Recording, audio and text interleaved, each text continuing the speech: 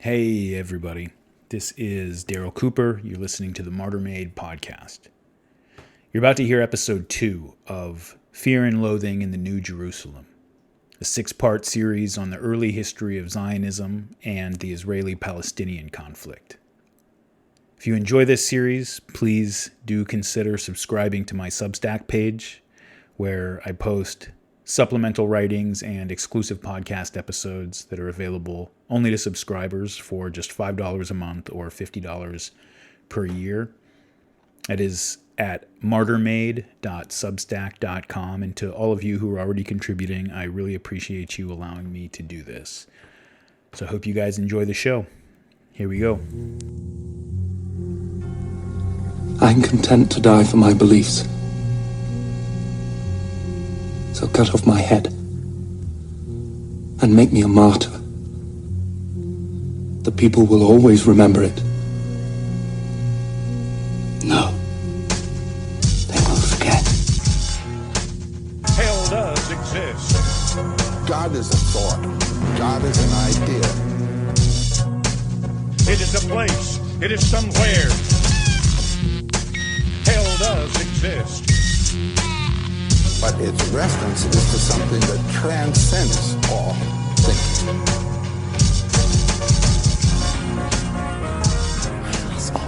Why we must tear ourselves apart for this small question of religion? This episode took so much longer than I hoped it would. Took so much longer than I expected it would.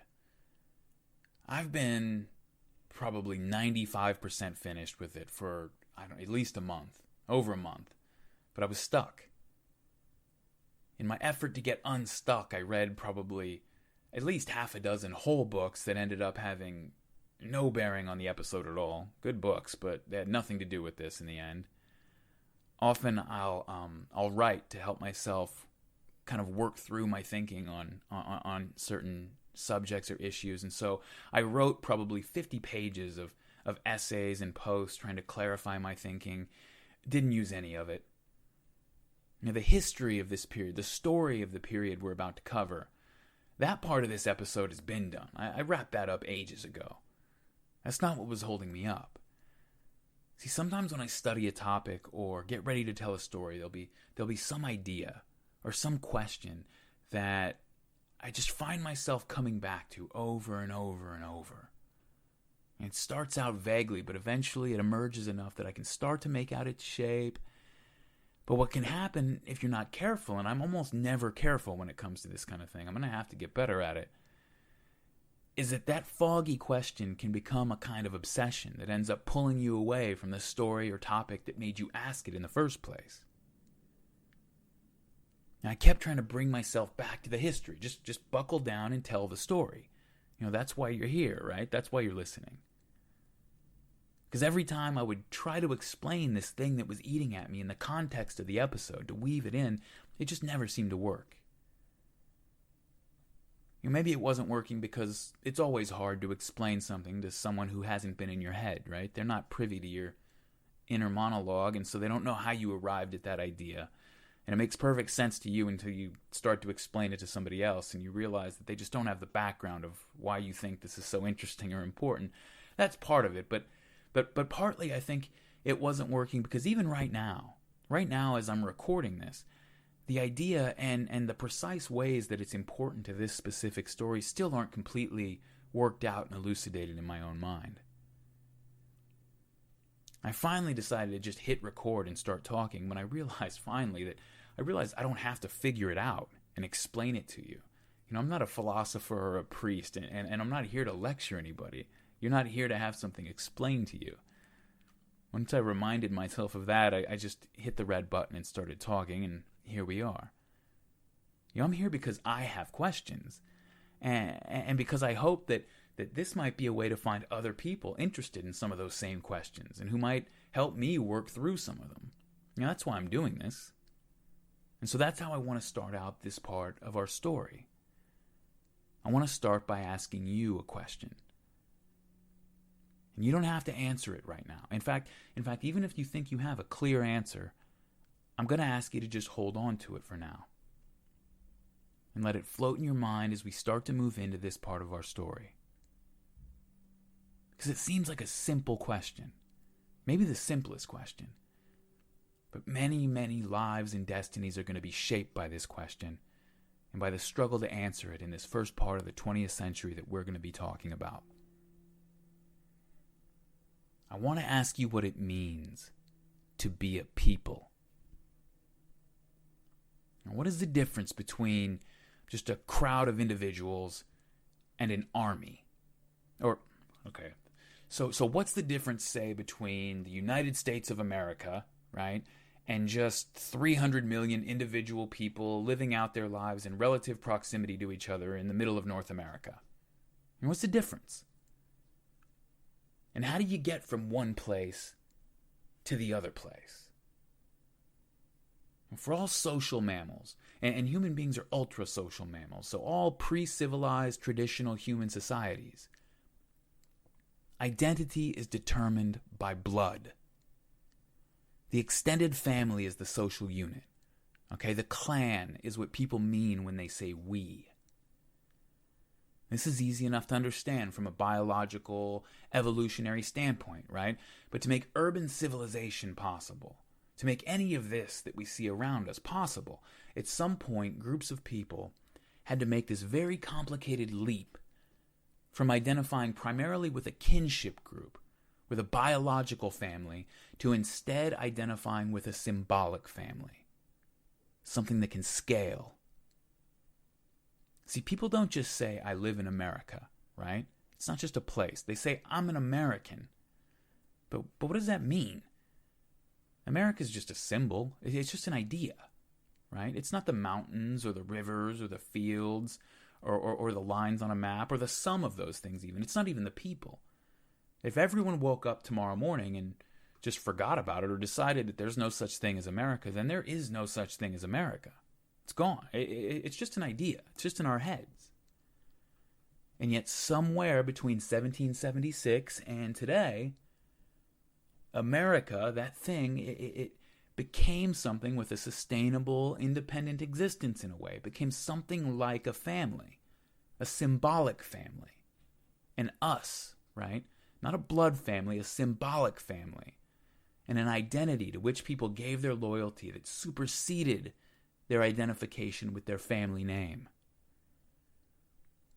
See, there are more people in the United States today, I think, who will say, I'm an American, and get real emotional if anyone has a problem with that, than there are people in the country who will go around saying, I'm a Smith, or I'm a Cooper, or, I'm a Jackson, or whatever.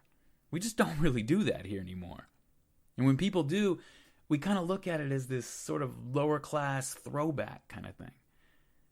There's this movie, you probably have no idea what I'm talking about, and you shouldn't. I commend you if you don't. But there's this Adam Sandler movie from the 90s.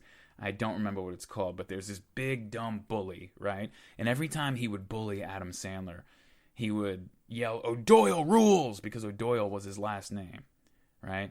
And you probably have no idea what I'm talking about. Forget it. The point is that most people today in a developed country like the United States when they see people clinging to a local, provincial, small identity like that, they look at it as if there's something that maybe that person hasn't quite figured out yet that the rest of us have.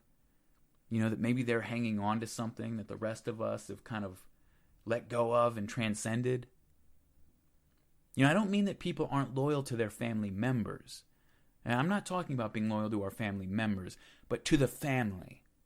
The family is an entity in itself, a body with its own life, where the individual members are constituent cells whose interests are subordinate to the interests of the larger whole.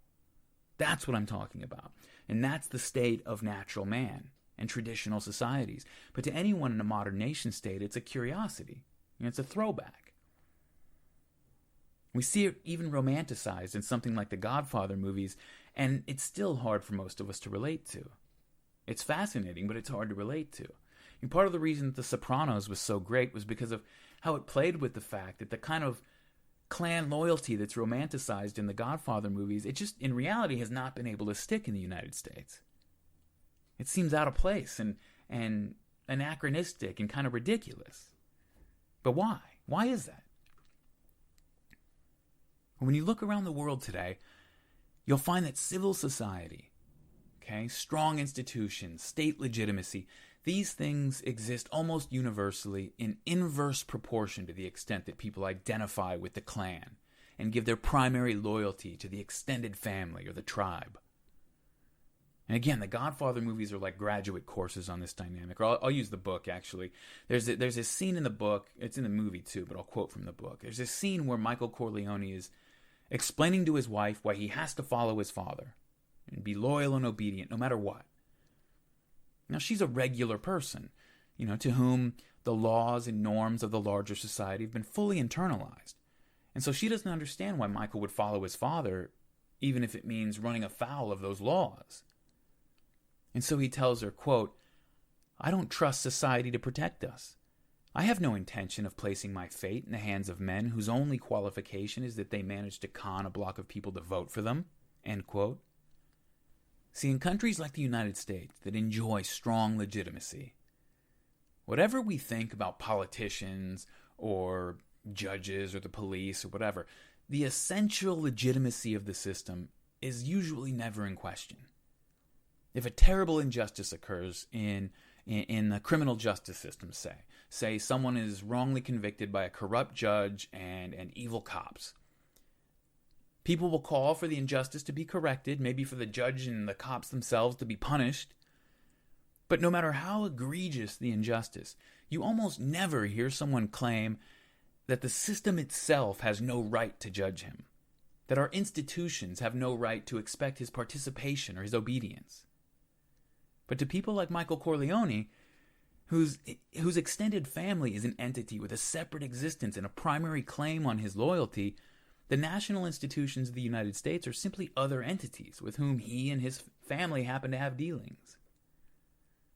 See, patriotism and tribalism are natural enemies.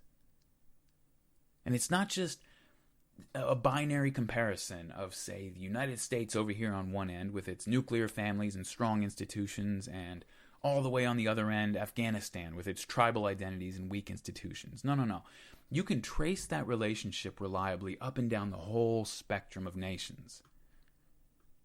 Go down to the European Mediterranean countries like Spain, Italy, Sicily, Greece. You find countries where the extended family plays a big role, much bigger than the United States or say, Britain or Scandinavia. But you find states with notorious difficulties with tax evasion and nepotism, corruption, and so forth. And go up to Northern Europe, go to Scandinavia. You'll find strong institutions and families that, well, you wouldn't see a Swedish version of My Big Fat Greek Wedding, right? You just wouldn't. In the last few years, those countries on the Mediterranean that I listed, they've all had huge debt and government finance problems that are directly related to their difficulties collecting taxes. Their tax collection problems can be directly traced to the cronyism and corruption resulting from this complex web of personal relationships and family connections that for many of the people in these countries are simply more real and more tangible and more important than the state institutions and have a greater claim to their loyalty.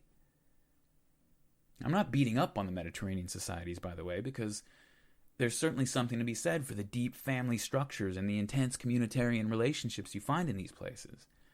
But as we go forward in this story, it's something I want you to keep in mind is that it's just important to understand that strong family identity is an obstacle to the construction of larger symbolic identity formations like the nation state. In America, we're used to hearing a narrative that puts nationalistic patriotism and family values, quote unquote, over on the same side of the ideological spectrum, but that's only because the battle's over in America. And we've internalized the individualist ethos and the nuclear family structure so thoroughly that national identity and family identity are no longer in competition with each other. The competition's over. Now, you can keep sliding down that spectrum through regions where tribal loyalty and tribal identity are more and more prominent, and in just about every single case, you'll find that society has had a corresponding amount of difficulty establishing strong, sustainable, independent, legitimate civic institutions. Every nation, at some point, if it's going to be a nation, at some point has to accomplish this gigantic task of somehow getting people to transcend their local ties of blood and instead identify with an idea, something they can't see, can't touch, and yet that idea has to earn their loyalty to the point that they're willing to leave their home, leave their blood family behind to go off and fight and die for it. And again, if you live in a place like the United States, we do this all the time. It's how we butter our bread, right? You probably take this totally for granted. You're wondering why I'm spending so much time talking about it, but that's only because this task has been so thoroughly accomplished. It was already mostly accomplished for us by the English and the Dutch and the rest before they ever even got to the New World. And today we hear about the difficulties, right, that the U.S. is having with its nation-building adventure in Afghanistan, and how, what's the headline usually? Something like, Afghan tribalism impedes the formation of the state, right? And most people think of that as a sign of sort of primitive backwardness in Afghanistan, even if they're polite enough not to say it that way. But what those people often fail to understand is that the tribalism of Afghanistan is normal. Okay, that's the default. And what you see in the United States, that's not normal. If anyone's ever told you that this is normal, they're lying to you. No matter how much we take it for granted, 320 million unrelated people living together in, relative harmony with individual violent crime, but no civil strife to speak of, that is not normal. And figuring out how to get non-kin to cooperate in a sustainable way is a basic human social equation that very few groups ever solve. Doing it on this level has only happened very recently, and sustaining it is a balancing act, a very delicate one.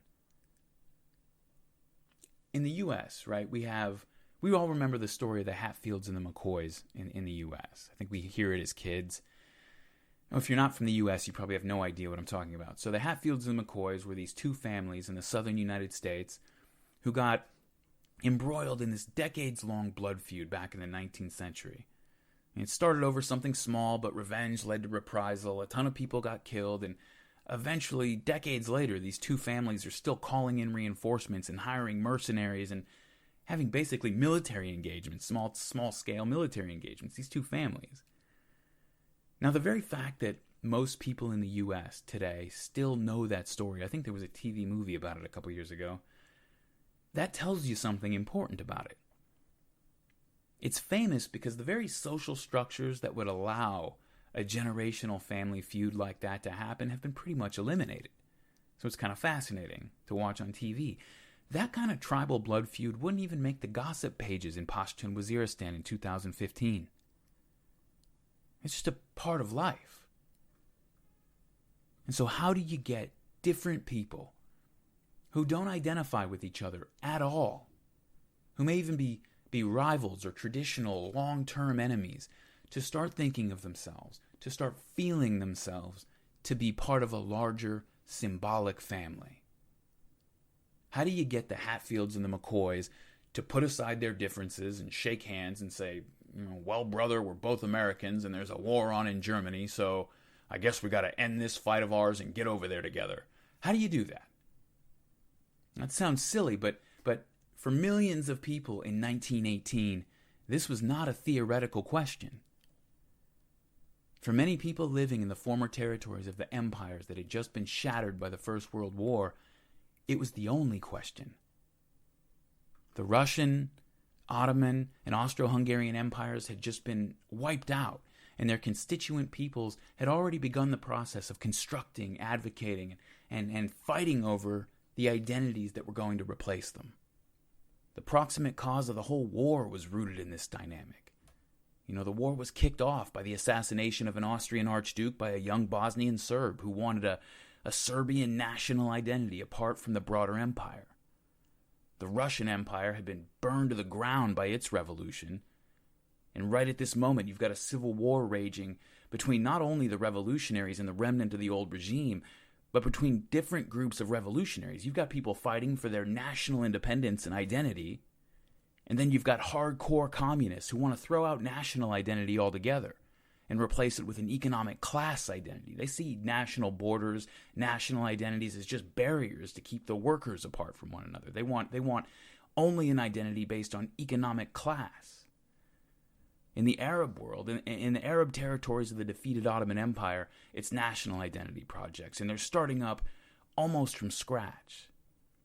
The Ottomans, they'd ruled Arab lands for hundreds of years, and there had never been an Arab nation state, not in the modern sense of the word. There were wide cultural differences between the various Arab regions, though, and so national identities began to take root along those lines. But it was not going to be easy. If the 20th century taught us anything at all, it taught us that there's more to building a nation than just running a rag up a flagpole. The wars and the revolutions of the 20th century, they were about competing identity projects as much as they were about economic arrangements or competition for resources or any of those kinds of things. People can live for a long, long time in poverty. They've done it all through history. People will not tolerate living very long at all without a meaningful answer to the question of who they are. When the existing answers to that question fall into doubt, and new answers begin to be offered up as replacements, the transitions bring turmoil, and that turmoil very often turns into chaos. But the Arabs had already seen more turmoil in the last few decades than most people had seen in the last few centuries. As the Ottoman Empire was falling into decline, European colonial powers had begun to move into the lands that the empire formerly controlled. All of North Africa had already come under the control of European empires by the early 20th century. And these new colonialists were barely finished unloading their ships when the First World War broke out, and they wasted no time pulling up locals and sending them off to fight in Europe. Most Arabs weren't sure what to make of the whole thing or what any of it had to do with them. I mean, try to imagine. I'll use the example of the French in Morocco. France had only been in Morocco for about 2 years when the war broke out. And the people in many of the outlying villages or in the hills hardly knew who the French were. Many of them didn't know who the French were. And yet after only 2 years, the French were loading up 45,000 Moroccan Arabs onto ships and sending them off to fight Germany in the trenches of the Western Front. I mean, can you imagine how disorienting that must have been? Britain and France were both conscripting people from their new colonies and sending them off to die, very often in the front lines. Because, well, why not, right? Remember, it's the early 20th century, and our thinking on many things was a little bit different, so there's no sense wasting nice young white boys if you can throw some Moroccan or Egyptian Arabs out there to absorb that first volley of German machine gun fire. So just imagine, just a couple weeks ago, or a couple months ago, you were in your village in Morocco, living your life. Now you're sitting in a European trench, covered in mud, being shot at by other Europeans in some other trench. They all look the same to you, for reasons that make no sense to you, because a European country showed up to your home in North Africa and told you that they were in charge and would be needing you to do your duty as a loyal subject. I mean, Egypt alone sent nearly 1 million men to go fight or work in other capacities for the British Empire during the war, hundreds of thousands of whom became casualties. Meanwhile, on the other side, the Ottoman Empire had pressed some 300,000 Mesopotamian and Levantine Arabs into its own army, and they didn't have a choice either. Frequently, the Europeans would send their conscripted Arabs to fight the Ottoman Empire's conscripted Arabs. As you can imagine, many units on both sides objected to being sent to kill each other because some archduke was killed in Europe, and when they objected too vociferously, they were subjected to the same military discipline as French or British or Turkish troops, as if they had volunteered for this whole thing. Well, worse, actually, in most cases.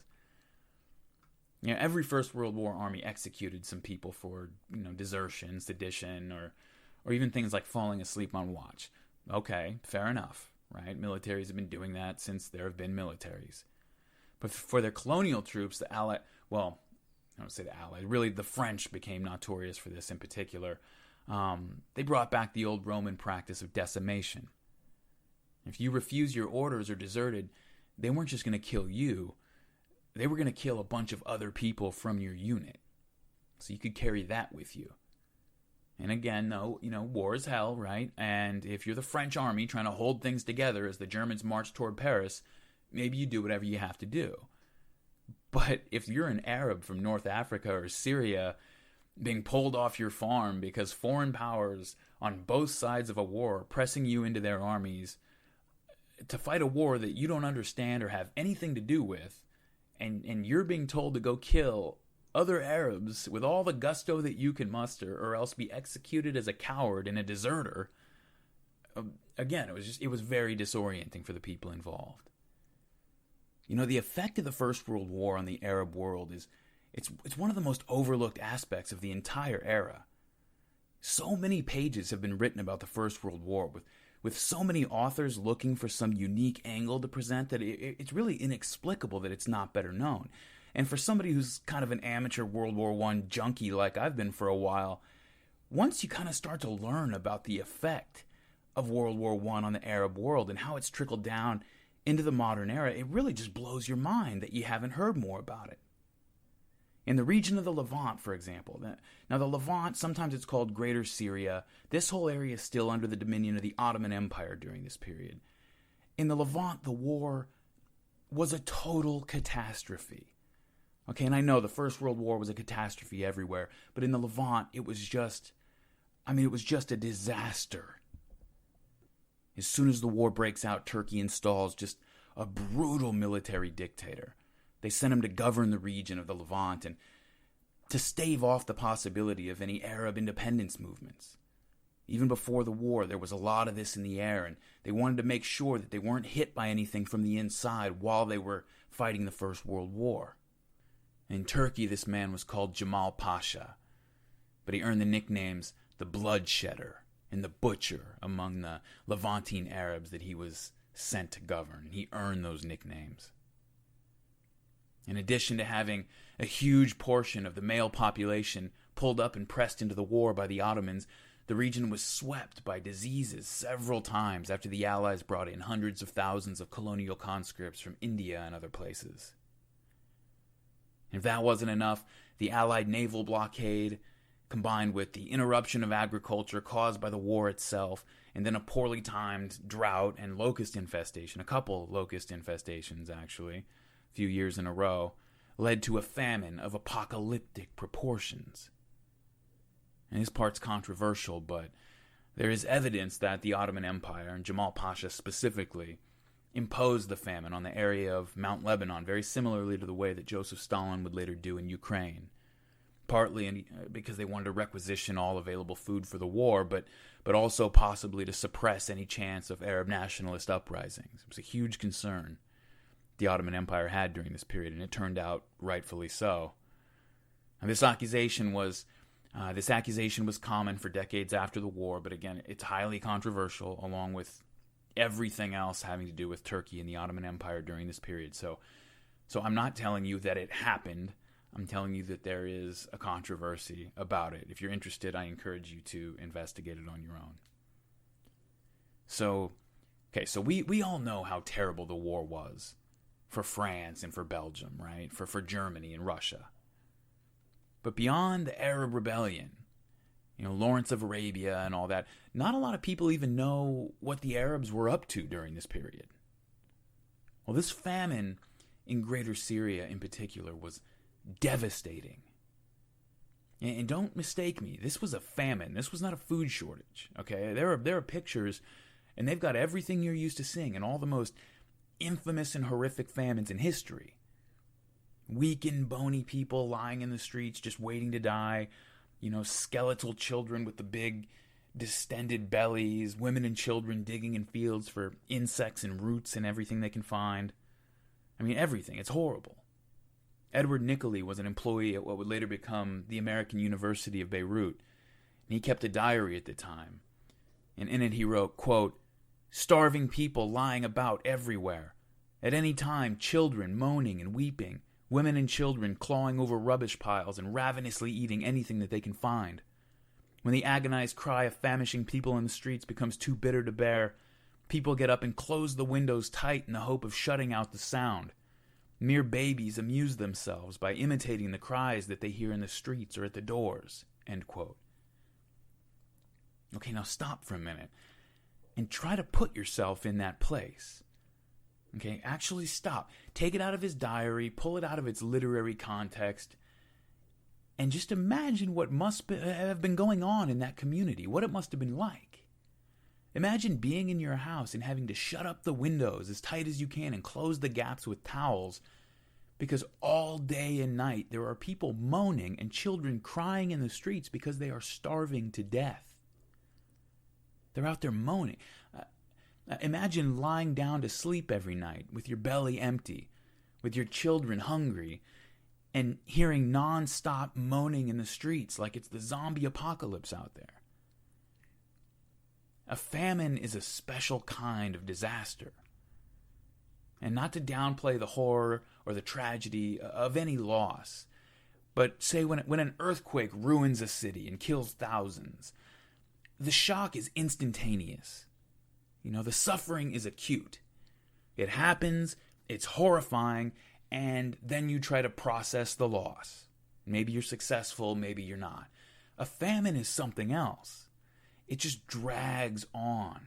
Starvation gradually breaking people down, reducing human beings who previously had read poetry and worshipped God into turning them into mere creatures who hunger. And no appalling tragedy or act of just ultimate terrible depravity brings the whole thing to a big climax. No. It just goes on and on and on, breaking human beings down. There are reports of cannibalism. One Maronite Christian priest, he later admitted that a man had come to him to confess that he had killed and eaten his children. The psychological impact of going through a period like this, not only on individuals, but also on the society, is overwhelming. There's a book called Bloodlands by Timothy Snyder about what Ukraine and Poland and Belarus and the other countries caught between Hitler and Stalin suffered through during that period. And the first chapter of the book on the famine imposed by Stalin on Ukraine and about what people did and how they got through that insane, desperate time, that chapter is so devastating to read that you can't imagine how it's ever possible to come back from it. You read the few pages on cannibalism that took place, and you feel like you need a shower. It doesn't leave you. And we weren't there. We didn't go through it. We all like to believe that we would have been the ones to hold out and keep our dignity and do the right things all the way to the end if we had to. But history tells us that hunger and desperation run deeper than human will. And there's a point beyond which something far more ancient than our ideals and our considerations of ourselves as moral creatures takes over. At least it takes over for moments, but a moment is all it needs. The man who confessed to eating his children in his delirious, starved madness, when the madness passes, he doesn't go back to being a man who has never eaten his children. You don't get cured of that. Or even if you just did something relatively less horrible, like stole the last piece of bread that your neighbor had to feed his starving children because you needed to feed your own starving children. When the famine passes, you don't go back to being a person who can pretend that you would never do such a thing. People like to say that shared pain can bring out the cooperative best in people, that trauma can bring people together, right? And it's true, okay? We've all seen minor versions of it, or we remember in the United States back to 9/11, right? For several weeks after that, people talk about this still today, how people were nicer to each other in the streets, and people came from all over the country to help out. Everybody went to give blood. It's true, right? Collective pain, trauma can bring people together, but only up to a point. And beyond that point, in a place that very few of us can even imagine, human beings are broken, the strong right along with the weak. The Russian writer Varlam Shalamov, he has a book called Kolyma Tales. It's about his time in Kolyma, one of the Soviet Union's most infamous gulags, one of the worst places in history for a human being to find himself. And he wrote about this popular idea that suffering brings people closer together. He said, quote, "If tragedy and need brought people together and gave birth to their friendship, then the need was not extreme and the tragedy not great. Whoever thinks he can behave differently has never touched the true bottom of life." End quote. When you've been down to the bottom, that experience doesn't leave you. It's not a trauma that goes away. Shalamov had spent years in that darkest place. In the same book, he talked about the trauma of having some of his illusions about himself and about his fellow men shattered. He said, quote, "There is much that a man should not know, should not see. And if he does see it, it is better for him to die." End quote. There are things that we were never meant to see. And there's knowledge that we spend a great deal of energy as individuals and as societies finding ways to avoid. When our illusions and avoidances break down, society itself can break down with them. Now, there are whole libraries of books that discuss how the trauma of the war in Europe affected the outlook and the development of France and Germany and Britain, even the United States for that matter. But you'll read dozens of books on the events in Greater Syria after the war, and they'll talk about what the Zionists did and how the Arabs responded to that and what the British thought about all this and maybe how the French came in and influenced things. And it's very rare that they will even mention the fact that the native Arabs in the region had just lost more of their population than England and Germany lost during the Black Death of the 14th century. By the time the war was over and the horsemen had run their course, a third of the Arab population of Greater Syria was dead. A third. If you know much about Stalin's Ukrainian famine in the 1930s and how horrific it was and what it did to those people, that famine killed about a quarter of Ukraine's peasant population. The region of Greater Syria suffered more dead as a percentage of the population than any place on earth during the First World War. The survivors were profoundly damaged.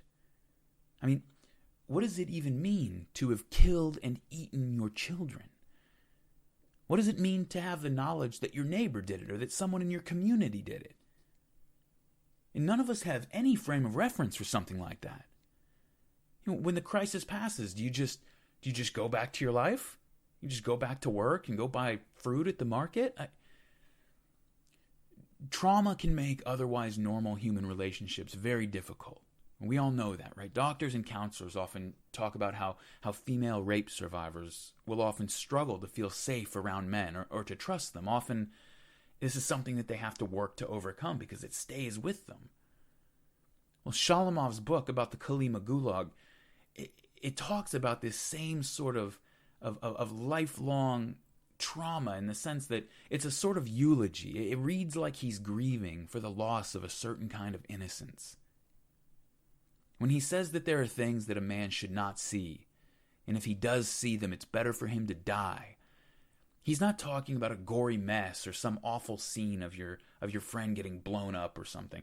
No. He's saying that once you've seen what men are in extremis, with everything stripped away, once you've seen what becomes of every ideal when men are dragged below a certain depth, that below that depth is not just a wolf, because a wolf can be romanticized, but a worm.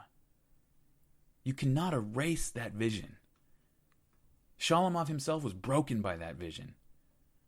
In Snyder's book, Bloodlands, he talks about the damage that something like this does to a people and to a society, not just physically, but morally and psychologically. His subject is the Ukrainian famine, again, but this is standard for any famine of this severity.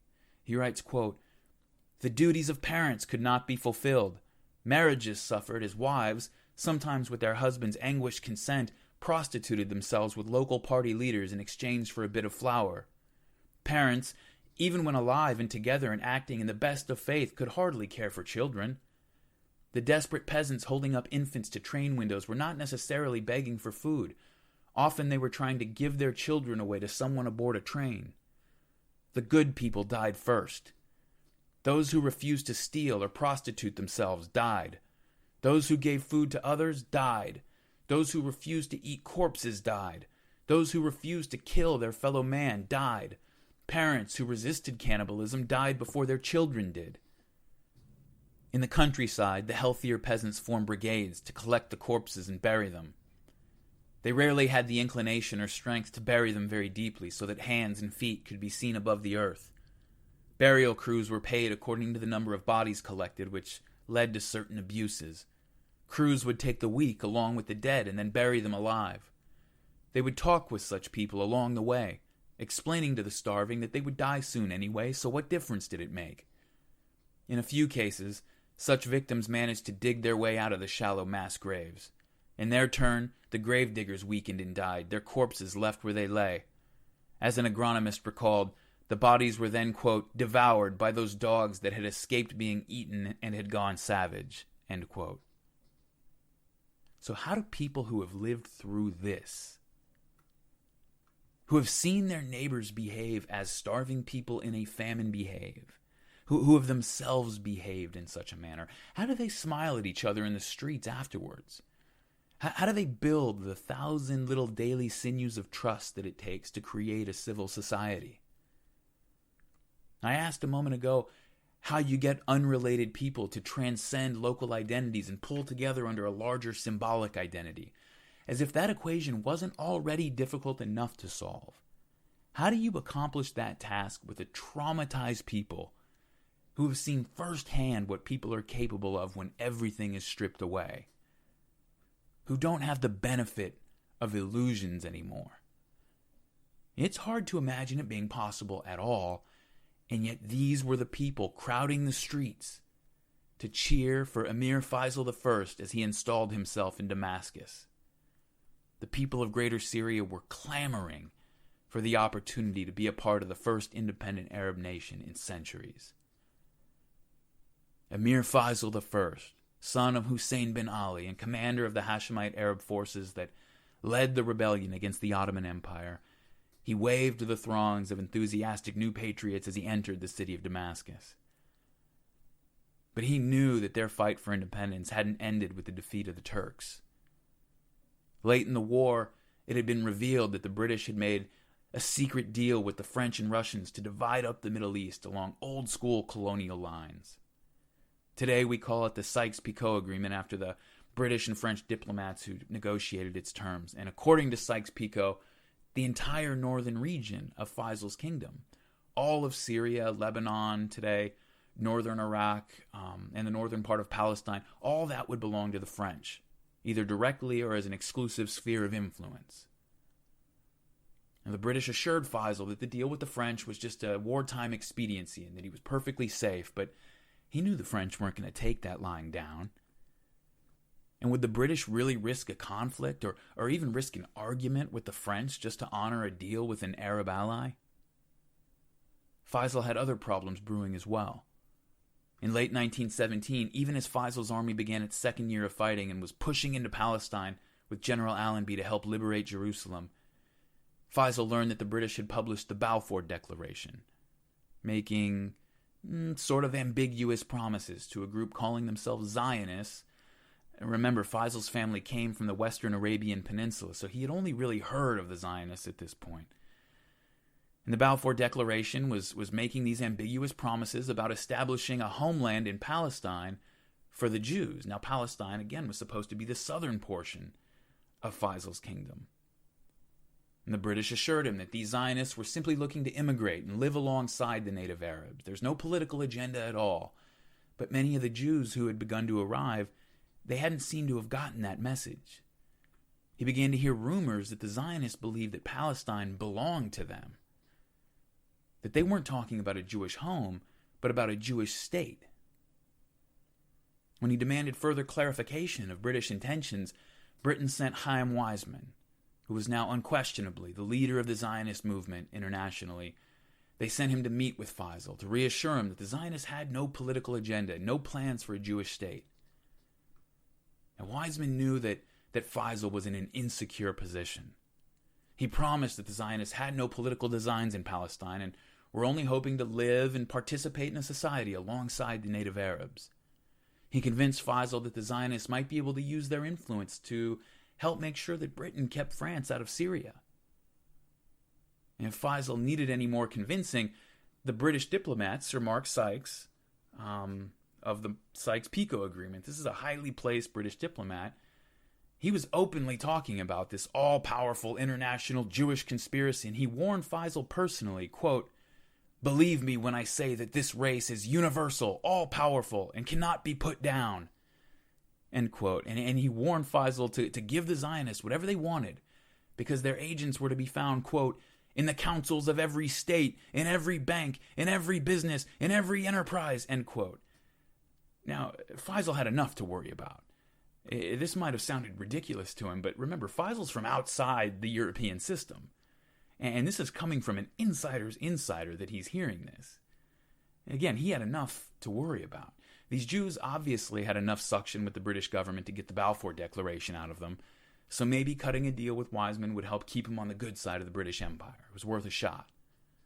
The two men met as 1919 began, and the Paris Peace Conference was about to open up to discuss the terms that were going to be imposed upon the defeated Central Powers. Faisal and Wiseman agreed that the Zionists would immigrate under British supervision to an area that would be now officially demarcated and defined as Palestine.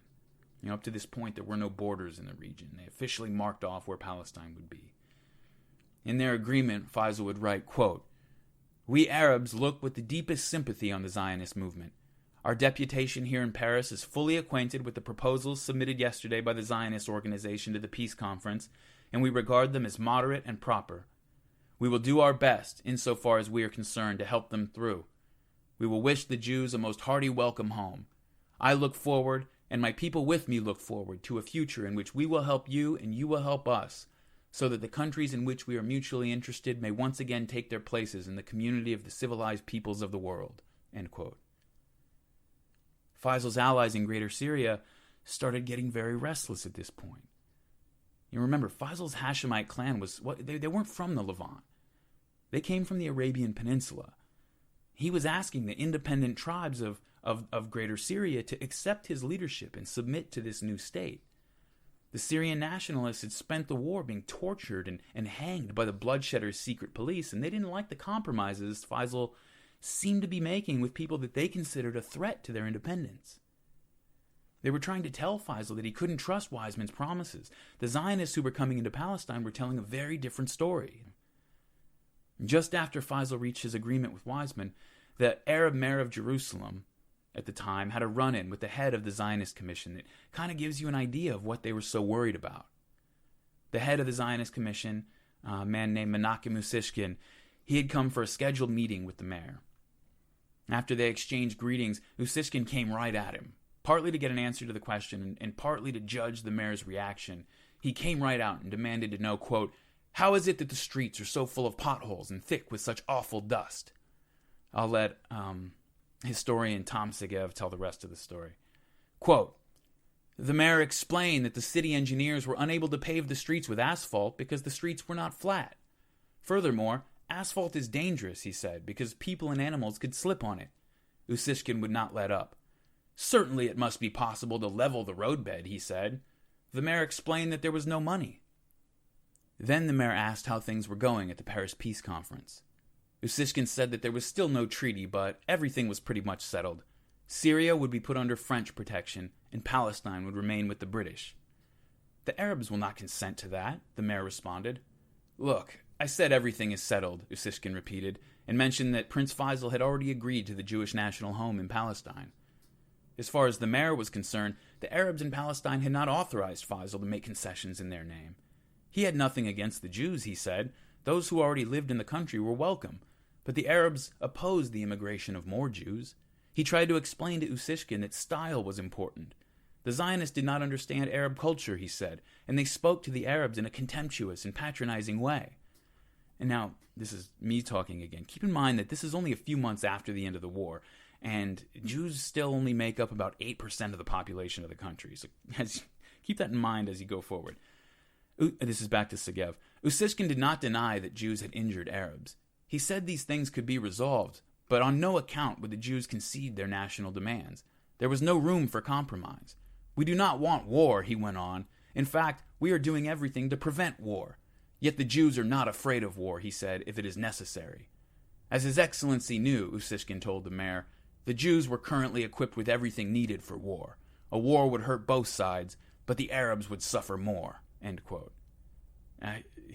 Usishkin's a very interesting guy who doesn't pull punches, as we'll see more of that in a moment. Remember, that just blows me away that he's coming into the Arab mayor of Jerusalem when there's still only 8% of the population of the country and talking like that. It shocked the mayor, too. It kind of gives you an idea of how assertive the Zionists are becoming at this point. In the first decade or so of the 20th century, the Jews who were moving into Palestine were purchasing land and setting up their settlements mostly in out-of-the-way locations to avoid arousing the suspicion of the Arabs. This was a strategy that the Zionists talked a lot about. But the announcement of the Balfour Declaration had changed things. Chaim Weizmann was still calling for caution. Okay, he had the long-term vision in mind, but Weizmann wasn't in Palestine, and he couldn't keep a leash on everyone that was. The way the Palestinian Zionists saw it, the big bad boot of the British Empire was going to come kick in the door of Palestine and let them in, so it didn't matter what the Arabs thought anymore.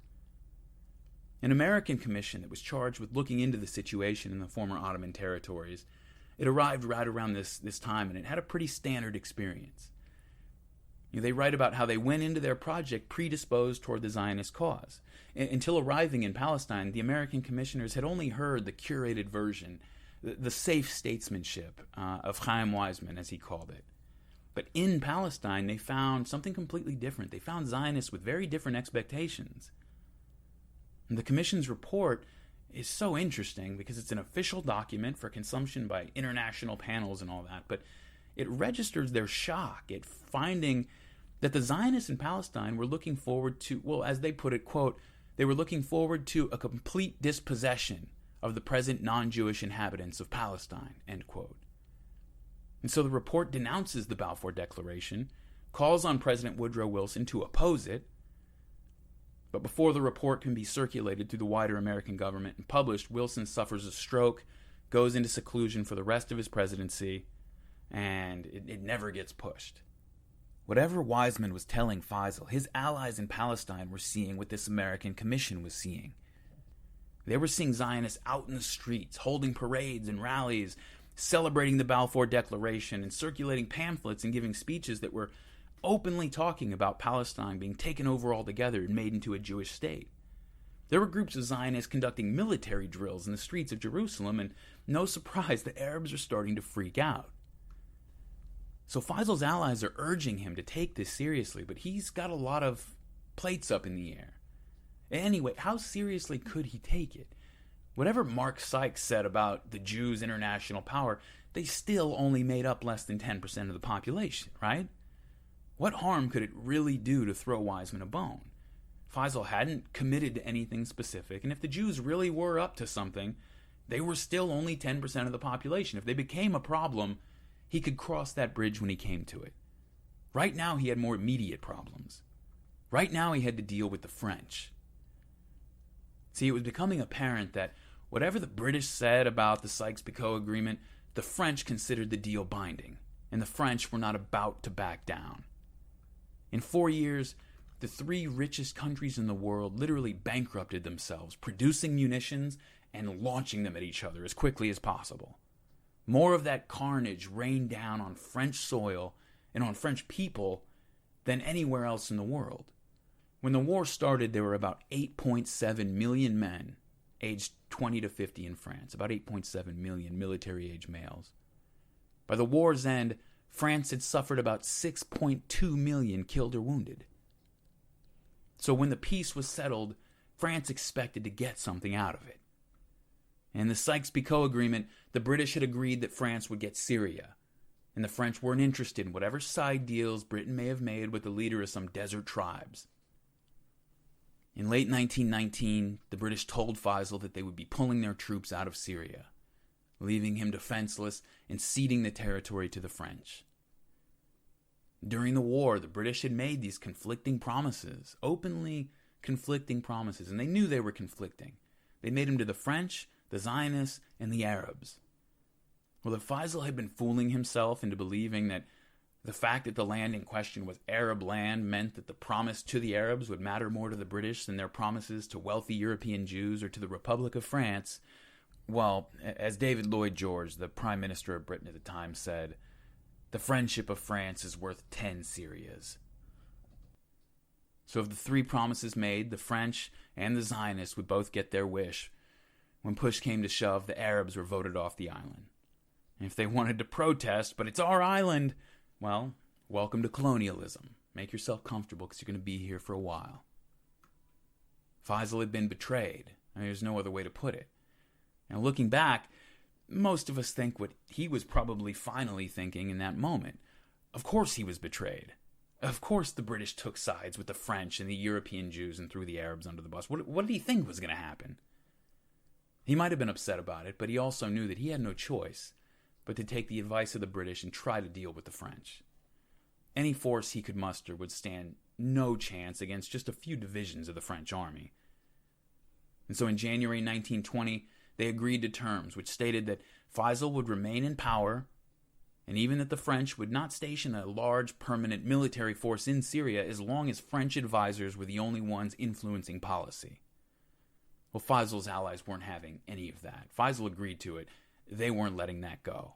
Remember, Faisal's Hashemite clan was, again, from the Arabian Peninsula, so he's expecting the tribes and cities of the Levant to pledge their loyalty to him. And more than that, he's asking them to give up a lot of autonomy and submit to a state government that he would be running.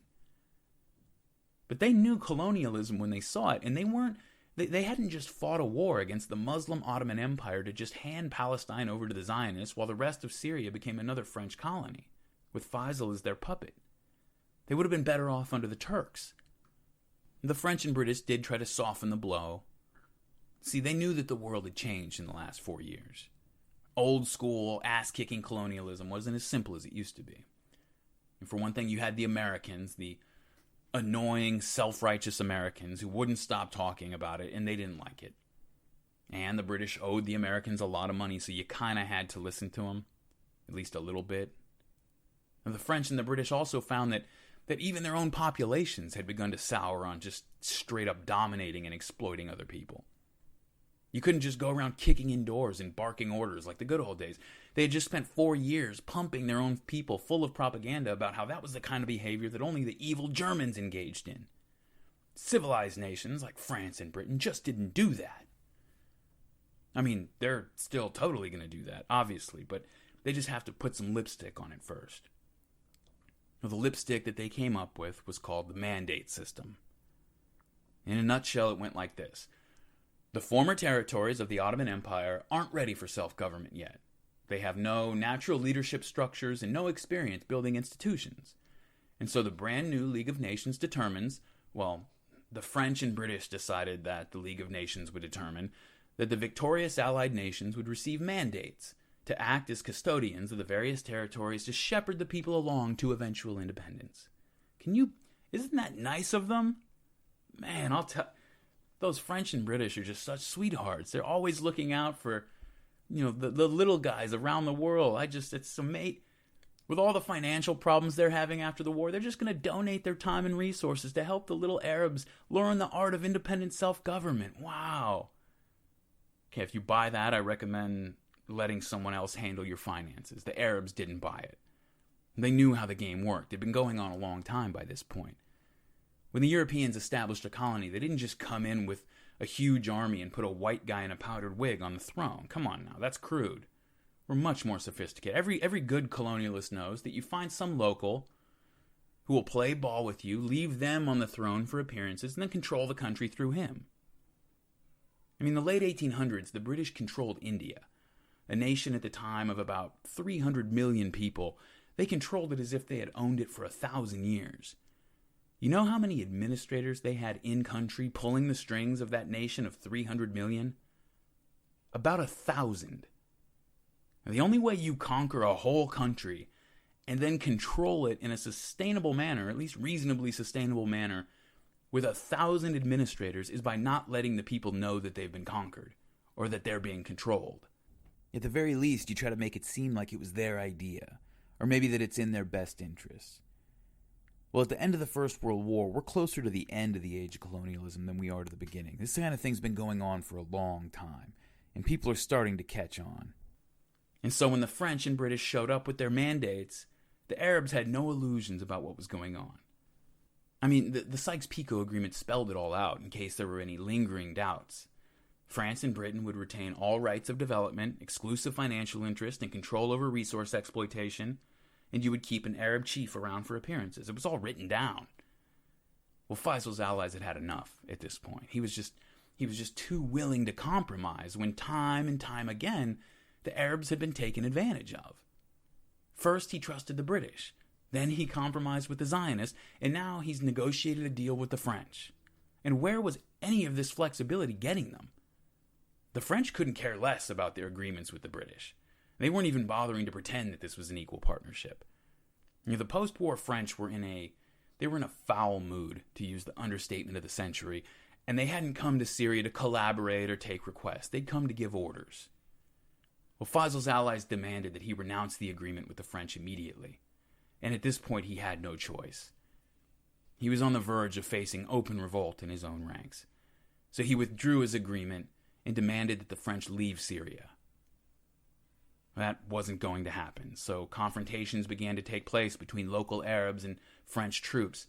And when violence started to break out, this just reinforced the fact to the Arabs that all this talk, all these negotiations with the French, with the Zionists, they weren't negotiations at all. They were just a fig leaf. They're basically just saying, look, we can do this the easy way or we can do it the hard way. As long as you do what we say, we're negotiating. The minute you try to resist, well, we don't recommend it. With mounting alarm and resistance from the Arabs, Weizmann and other Zionist leaders try to get out in front of the message. They don't want the British government realizing that this might be more work than they thought it was going to be. The British Army's chief political officer in Palestine was a Zionist sympathizer, and he was doing his best to kind of conceal what was going on at the time. He knew better than most people that the British might have expressed support for Jewish immigration, but the empire had no intention of alienating the whole Arab world by smashing through Palestine to force the Zionists on them. The American Commission coming through right around this time now, they were hearing from British military officers in Palestine that they were going to need at least 50,000 troops to even get the Zionist project off the ground. Most of the British government wanted nothing to do with that. Weizmann had been promising that there would be no problems, that the Arabs were happy with the arrangement. The majority of the British government thought of the Balfour Declaration as a commitment to facilitate an essentially peaceful process. Not out of the goodness of their hearts, but because they didn't want the kind of trouble that was already beginning to become associated with it. So the army political officer knew that it was important to keep that illusion up. And to that end, he had been advising the British government to keep the Arabs in the dark about the plan to begin implementation of the declaration. He explained to London that there were unfounded rumors being circulated around Palestine among the Arabs about what exactly the Balfour Declaration meant. So there was no reason to arouse their opposition by making some big announcement about it. Just start it. There's no reason to talk about it. But on February 27th, a British major general who was sympathetic to the Arab cause, he let the cat out of the bag. He published a proclamation in Palestine's major Arab language newspaper that the Balfour Declaration would begin implementation immediately. And what happened next is one of those situations, there's a lot of these in history, that at the time probably seemed to happen as a result of several misunderstandings and bad breaks, but looking back on it today seems almost inevitable. In the months after the British handed Syria over to the French, it's just chaos, especially in the border region between the two zones. Northern Palestine and that border with Lebanon and southern Syria on the French side. It's just chaos, to the point that it gets very difficult to even keep up with everything that's going on and what game each individual group is running on the others and who's on whose side. And I always think that if anything in any historical story is confusing for me, if it's hard for me to keep up with all the sources laid out in front of me on my desk and the work of a century's worth of brilliant historians all pouring through it and giving me their best summaries of the whole situation, if it's still confusing to me, then I can't imagine how in the fog of the present moment it must have been for the people who were trying to sort out everything that was going on the ground in real time back then. Okay, for starters, the French and the British are arguing over exactly where this new border between French Syria and British Palestine is going to be. And as they move it north and south, the Zionists are moving with it and setting up border outposts. See, every time they move the border north, that's expanding the British zone of influence, expanding Palestine, basically, at the expense of Lebanon and Syria. The Zionists obviously want this for their own reasons, but the British want more territory to influence and control as well. So there's probably a strategic alliance between the Zionists and the British here, thinking that, if the Zionists set up Jewish settlements as far north as possible, the French probably aren't going to ask for that territory back, because there are already Jewish villages there. The British are the ones who are in charge of this whole Balfour Declaration Jewish homeland thing, so it should probably just go to the British. It was probably, a strategic move between the British and the French, having very little to do with the actual Arab communities in question, but it's leading to a lot of friction with the Arab communities in that region. And so you've got tension building from that. Then you've got Bedouin fighters and other Arab irregular fighters who are loyal to Faisal, coming down out of the hills and out of the desert to harass the French army forces who have been coming into the country, starting to pile up. The French army forces, for their part, are barging into Arab villages and Jewish settlements, by the way, to bivouac and camp out and take supplies. Well, to ratchet up the distrust even more, it's starting to become very hard to tell which of these villages are helping the French willingly and which ones are being forced. The Arabs are already suspicious of the Jewish villages for obvious reasons, suspicious that they're going to be helping the French. But that wasn't all. Some Arab Christians, mostly in Lebanon, but also in other areas, but mostly focused in Lebanon, were siding with the French. The French had a long history in Lebanon, and some of the people there, not all for sure, but some of the people there were not unhappy to see them, at least. So Arab patrols began to raid and search villages, Arab and Jewish villages, that were suspected of possibly providing support to the French. Meanwhile, you've got Zionist militias forming up in several towns. We mentioned this a moment ago. They're collecting weapons and training, so that by this time you've got, in Jerusalem alone, you've got some 600 Jewish fighters performing regular military drills and training routines in the streets of Jerusalem. The British military is supposed to be de-escalating the situation and keeping the peace, and this kind of thing drove them insane. I'm sure you can imagine how well it went over with the Arabs. The whole border region where control is disputed is just becoming confusing and chaotic again. This is not the internet age or the age of the 24-hour news cycle. Rumors and word of mouth are the primary source of information for huge numbers of people. And rumors were rampant. It's hard to tell who's on whose side. Again, there are Arab villages supporting the French. French troops are using Arab villages and Jewish villages to camp and resupply.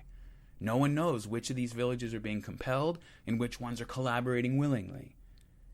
There's even evidence that the British were helping to supply the Arabs and providing them with intelligence in order to undermine the French.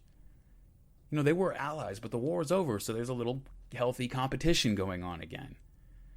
And although it was in defiance of the official policy of the British government, you've got British military officers on the ground in Palestine, many of whom fought alongside Faisal and his troops during the war and were sympathetic to the Arab cause, who were reportedly passing messages to him that if only he could hold on to a unified Syria for a little while, just for a little while against the French and the Zionists, maybe the French would get tired of this business and just cut an easier deal with the British, giving the British a larger zone of influence, and maybe the British would step in and recognize Syria's nominal independence under loose British supervision. Now, this is something that even Faisal's allies probably would have accepted. They wanted total independence. They would have preferred that, but most indications we have today are that most of them would have settled for partial independence under the British. They at least had a good working relationship with the British, especially with the British military officers who were in country. So for the average person on the ground, British, Jewish, Arab, the average person holding a rifle on watch or patrolling a road, it's just hard to know what's going on, who to trust. As you come upon somebody on the road, it's hard to know whose side this person is on. Well, once the border between British Palestine and French Syria is finally settled, the Zionists have a Russian Jewish military veteran named Joseph Trumpeldor head on up there to take control of the settlements and reinforce the frontier defenses. Trumpeldor was a dentist by training, but he had more than a little experience with this kind of thing, so he gathers up some men and some supplies and he rides up to Galilee. Trumpeldors from the Caucasus region of Russia, down toward Chechnya, Dagestan, that whole region of southern Russia. And I mean, if you know anything at all about that area, the people there are just hard as nails. They just make a different kind of white people down there. It might have the single highest concentration of stone-cold badasses of any place on the planet, honestly. Well, apparently they make their Jews pretty tough, too, because Trumpeldor he was as hard as they come. Okay, the guy was an animal. I mean, how do I even describe this guy? Okay, so Trumpeldor had been an officer in the Russian army before coming to Palestine, right? And the army of the late Russian Empire was notorious for suffering from terrible morale because it consisted mostly of conscripted peasants who weren't happy about being pulled off their farms and sent to fight for the Tsar. But when the Russo-Japanese War broke out in the first years of the 20th century, Joseph Trumpeldor didn't need to be conscripted. He didn't need to be ordered or asked to do anything. He marched right in and volunteered for the frontline shock troops. He wanted to fight. You know, he grew up just like a lot of Jews, not just in, anti-Semitic southern Russia, but Jews had to deal with this all over Europe and in the United States as well. Anywhere they were, he grew up listening to these stereotypes about Jews being these brittle little urban weaklings and unreliable cowards, and basically he just wanted to tell everybody exactly where they could stick that stereotype and what they could do with it. That's what a huge part of Trumpeldor's life was about. A lot of what his character was about. That's just who this guy was. During the Japanese siege of Port Arthur during that same war, Trumpeldor took a piece of shrapnel, lost his left arm. After a brief period of recovery, he goes in and tells his commanders he's ready to be put back on the battle line. And he's not asking to remain in service, he wants to fight. And he doesn't have a left arm, so initially he's refused, and they tell him to go home. They gave him a medal and, thanks for your service, but go on home. Or, if you're going to be stubborn about it, at least take an admin position or a rear echelon role. We'll put you in a training position or something. But his reply is famous. He's supposed to have said, "But I still have another arm to give the motherland." That could be a total legend, but nobody challenges it really because, honestly, it wouldn't surprise anybody if it was true right down to the letter because it fits everything else we know about this guy. Sometimes you hear a line like that coming out of somebody's mouth in history and you're kind of like, well, maybe not. Nobody would be surprised if that was exactly what he said, maybe with a few expletives thrown in there. It's just who this guy was, okay? So you can't waste a guy like that. The Russian officers were at least smart enough to know that. And so with only one arm, they hand him a rifle and put him back out on the line. When Port Arthur finally falls to the Japanese, Trumpeldor becomes a Japanese prisoner of war. Now, this isn't like being a Japanese prisoner of war in the 30s or 40s, but it's still not at the top of anyone's list of desirable vacation destinations, okay? I don't know how you would handle Japanese captivity. I have doubts about how well I would fare, but you and I probably aren't Joseph Trumpeldor. While he was a prisoner, he goes around and seeks out and begins organizing other Jewish POWs. He finds about 500 of them.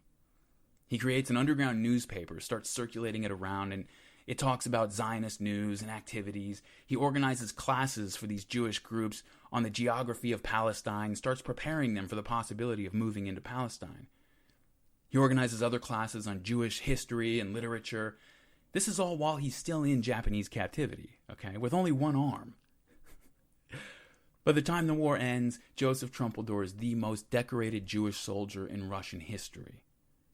He's the first Jew to ever receive an officer's commission in the Russian army.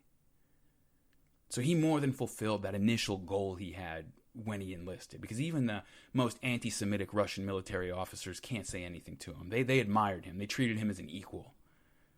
So after the war, Trumpeldor realizes that he's not going to make much of a dentist with one arm. So he studies law for a while. That's not really his speed. Finally, he gathers up a group of Zionists and leaves for Palestine in 1911. And when he gets there, a few years later, the First World War erupts. And did you think his glory days were over just because he was the most decorated Jewish soldier in Russian history? Please.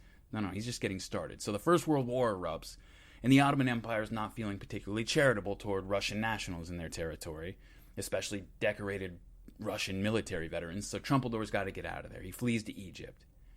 He sets up a unit called the Zion Mule Corps to fight for the British Army. Now, the Zion Mule Corps is considered to be the first all-Jewish military force since the Roman exile almost 2,000 years ago. It was under the overall command of a British army officer, but this is Trumpeldor's unit. Okay? The unit took part in the Gallipoli campaign against the Ottoman Empire, that infamous Allied disaster, and when they arrived to the battle, it was just bananas. They're forced to land under heavy artillery and small arms fire. A guy like Trumpeldor, I guess, doesn't even bother interrupting his nap until the shells are a few yards away, because at Gallipoli we see the same guy that we saw in the Russo-Japanese War. He's shot through the shoulder during the fighting, but I don't know, apparently anything less than losing a limb is beneath his notice, because he refuses to leave the battlefield, even under direct orders. His commander was just blown away, the British commander who was overall in charge of the unit. Later on he wrote, quote, "Many of the Zionists, whom I thought somewhat lacking in courage, showed themselves fearless to a degree when under heavy fire, while Captain Trumpeldor actually reveled in it, and the hotter it became, the more he liked it." End quote. So this is... I should just stop the podcast and make a 5-hour podcast about Joseph Trumpeldor, but I won't. Maybe later. So he's more than up to the task of going up to the north of Palestine and organizing the defense of a few frontier settlements against sporadic Bedouin raiders. Okay, this is small potatoes for him.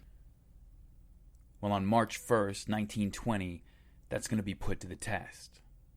A band of Arab militia approached the frontier settlement of Tel Hai. They're demanding to search the premises for French soldiers. As soon as they demand entry, a Zionist guard fires a shot into the air to alert Trumpeldor, who's at a nearby settlement, telling him to bring reinforcements as quickly as possible. Trumpeldor mounts up with several militia and rides to the scene. They try to deny the Arabs entry, but the Arabs outnumber them. So an Arab search party forces its way in. Now, as they conducted their search, there's some confusion and controversy over what happened next. One version is that a Jewish guard accidentally fired his weapon. Another is that a Jewish woman who was in a house, she didn't know that any of this was going on, and she was startled when she sees an armed Arab enter her home, so she grabs a gun and shoots at him. Whichever version is correct, the result's the same. Everybody starts shooting. The Arab search party, believing that they'd come under attack, they're running through the streets until they're finally able to barricade themselves off in one section of the village. Well, the leader of the Arab search party, he starts talking to all his people, and he realizes that this has just been some kind of a mistake. So he calls out that there's been a misunderstanding, and he asks the Jews for a ceasefire. And the Zionists agreed, and as the Arabs are retreating out of the village, they're making their way to the gates. One of the Jewish gunmen apparently hadn't received word that there was a ceasefire. At least that's how the story goes, and so he begins shooting at the Arabs again. Well, they return fire, and they flee the town, eventually making it out to rejoin the main force. Well, now they think that they've been tricked and ambushed after an agreed-upon ceasefire, so they're furious. They get together with the main force and they prepare a counterattack. They also think that maybe the reason they got shot at twice is because this settlement actually is hiding something. So they launch an attack.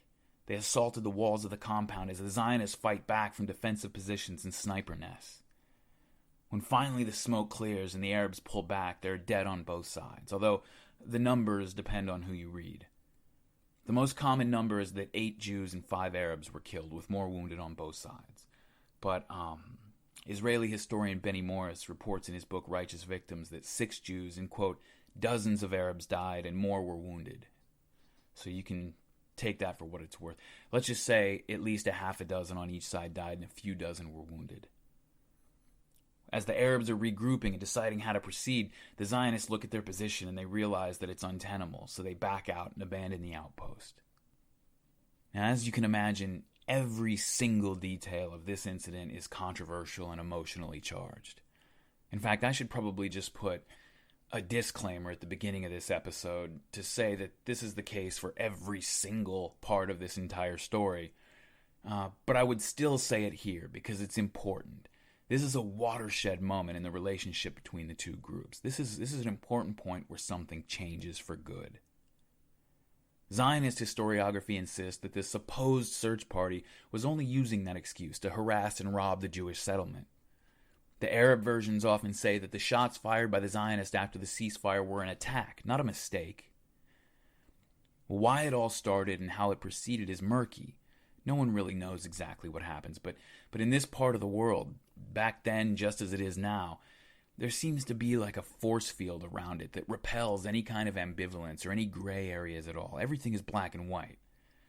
So it wasn't a week before the Battle of Tel Hai was being mythologized by both sides. Among the Jewish dead was the old warrior Joseph Trumpeldor, shot in the hand and the belly. He had been evacuated with the rest, and he wouldn't die until later on that night. And as he was bleeding out, someone is supposed to have told him that his wound was likely fatal.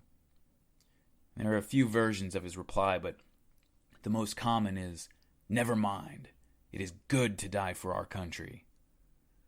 Well, those words would stay on the lips of Zionists for decades. They would become a slogan almost. Trumpeldor was a hero, the first Jewish martyr in their fight for Palestine. And this was the first major engagement between the Arabs and the Zionists. So it sent shockwaves through both communities. Up until this point, many Zionists had been in a state of denial almost about the natural antagonism between their goals and the political rights of the Arabs. There were things they just did not want to face. There had been Zionist leaders who were trying to tell their fellow Jews that there was a conflict approaching, that the creation of the Jewish homeland was not compatible with the Arabs' hopes for political independence, but a lot of people just didn't want to hear that. The American Commission had said the same thing in its report, but that report was squashed. So up until this point, Arab opposition to Zionism, while it was ubiquitous and strongly felt, and everyone knew that, it wasn't felt by most Zionists to be an imminent threat, requiring immediate direct action. Only a few months before this fight, some Arab militias were approaching these same Jewish settlements to offer them an alliance against the French. Remember, Chaim Weizmann had sold Zionism to Faisal in the first place by telling him that the Jews were hoping to work with their Arab neighbors to build up this independent country. So some of the Arabs tried to tell the Jews that maybe they both had a common enemy in the French. The French weren't going to be any more interested in the Balfour Declaration than they were in Arab independence. So if you guys really want to help build a country with us, start right now. Help us stand up to the French. Well, of course, the Zionists wanted no part of that. The Arabs were out on their own, but the Jews knew that they were safe under the protection of the British. So there wasn't this clear idea, among all of the Arabs at least, that the Jews were the enemy up until this point. Well, any ambiguity in their relationship evaporates after Tel Hai. This first battle, and it was really a gunfight between a couple of gangs, but we'll call it by its mythological name, the Battle of Tel Hai. It's really a microcosm of the entire history that follows right up to the present day. And I'm talking about the way the incident was understood and the way it was treated by each side after the actual event was over. After the battle, both sides go their separate ways, and their separate versions of what happened go with them. The Zionists brought back stories about how they were minding their own business after declaring neutrality regarding the dispute between the Arabs and the French, and then along comes this group of armed Bedouin and Shiite militia demanding to invade our homes, supposedly to search for French soldiers. And they forced their way in, barging into houses and shouting, and naturally they frightened someone into firing the shot which started the firefight. After we gave them a fair chance to retreat, they took advantage of an honest mistake by one of our defenders to regroup and attack our settlement and do what they wanted to do all along. Well, if I was a Zionist in Jerusalem and I wasn't there, and I heard that story from 10 different people, I'd be pretty upset. But while the story of Joseph Trumpeldor's heroic sacrifice in defense of the plucky pioneers of Tel Hai was spreading among the Jews, another version of the story was making its way through Arab villages and towns. They were saying that the Zionists, saying that they're for an independent Palestine, refused to help us defend it from French domination. When our fighters were searching one of their settlements for French soldiers, the Zionists fired upon them. When our warriors realized that the fight had been the result of a mistake, they called for a truce and asked to leave. The Zionists agreed, but once our men were out in the open again and defenseless, the Jews opened fire, and our men barely made it out before rejoining their comrades to mount a counterattack. Now here's the thing. A participant in the fight on either side can probably tell their version of the story and not be lying at all. That's probably exactly how it looked from their perspective. Well, this was the final straw for Faisal's allies in the Levant. Okay, they maintained their loyalty to him, but it was time to force the issue. So they convened the Syrian General Congress once more and officially proclaimed the independent Arab kingdom of Syria, naming Faisal as their king. Now, I'm not sure how exactly they were expecting the French to react to it, but If they were hoping the French might just pack up their gear and head home, they were going to be disappointed. Without yet declaring war, the French army ordered the new government of Syria to stand down, disband its troops, and submit to French rule. We're not asking. Now, Faisal was reluctant to enter into any kind of a conflict with the French. He knew how this would turn out, but he was being carried along by events at this point. You know, before and during the war, Faisal's described by everyone as sharp and energetic and as this inspirational leader. And when you see old film of him, he has very quick, nervous movements, almost like bird-like movements. But in every picture I've seen of Faisal, and I could be projecting all of this, of course, he almost looks like a tragic figure. You know, there's this sadness in his eyes, and through all the various histories, you read about a guy who just seems to know the position that his people are in. He knows they can't stand up to the French, but he also knows that his people are not going to let him back down. They're not going to let him compromise anymore. They're not going to accept any more compromises, and it's hard to blame them. They're saying, look, you're our leader, okay? It was your family that made the deal to drive out the Ottoman Empire so that you could have your kingdom. Well, okay, great. We fought for you. We're your people. You've got your kingdom, and we've got your back, but do something. So once the kingdom's officially proclaimed, people are excited about it. I mean, there's energy all through Syria, Lebanon, and Palestine right around this time. You know, they're out in the streets, not just with enthusiasm, but in defiance as well. Rallies and parades are being held from Aleppo all the way down to Gaza, you know, in the whole region of Greater Syria, which is now called the Arab Kingdom of Syria. The Arab Kingdom of Syria exists now, and Faisal is the king of it. Okay, that's how international politics works. You declare something like this, you have it. It exists unless somebody can take it from you. Well, the Arab Kingdom of Syria exists, and people are excited. Now, Palestine's the southern province of this kingdom. This was something that the vast majority of Palestinian Arabs were totally in favor of. This is what they wanted. So they're out in the streets proclaiming their loyalty to their new king, Faisal, and also showing their excitement at being a part of this thing. You know, this is the first independent Arab state in centuries. They're the first independent Arab nation state ever. It's an exciting thing. People are out showing that excitement, but the whole month of March is also marked by increasing tensions. You thought it was bad before, it's getting real bad now. Even sporadic violence starting to happen. And as March turns over into April, it's starting to spiral. Everybody can feel it. Countrywide demonstrations are scheduled for Easter Sunday, April 4th. This is also the traditional day for the Muslim festival of Nebbi Musa. Every year for Nebbi Musa, a parade would take place. And this year, the religious celebration is going to double as a political rally. Which it always did to a certain extent. This was kind of wrapped up in Nebbi Musa. This kind of thing isn't uncommon in the Arab world even today. These things are very often tied together. You'll often see public rituals like funerals and weddings and, holiday festivals and so forth turn into sectarian or political demonstrations. Well, the Nebbi Musa festival was kind of born out of that tendency. It always had a political element to it. Christians would be pouring into the city of Jerusalem for Easter from all over the place. And so Muslims from around the region would pour in to kind of match their numbers and make a show of force. It almost always went off without incident, but there's always this tension in the atmosphere for Nebbi Musa. Israeli author Tom Segev describes what it was like. He says, quote, "They came in from all over the country as well as from neighboring countries, tribe after tribe, caravan after caravan, with their flags and weapons as if they were going to war," end quote. So there was always this political element to it. It was always, you could cut the tension with a knife at Nebbi Musa, but now the dynamic had totally changed.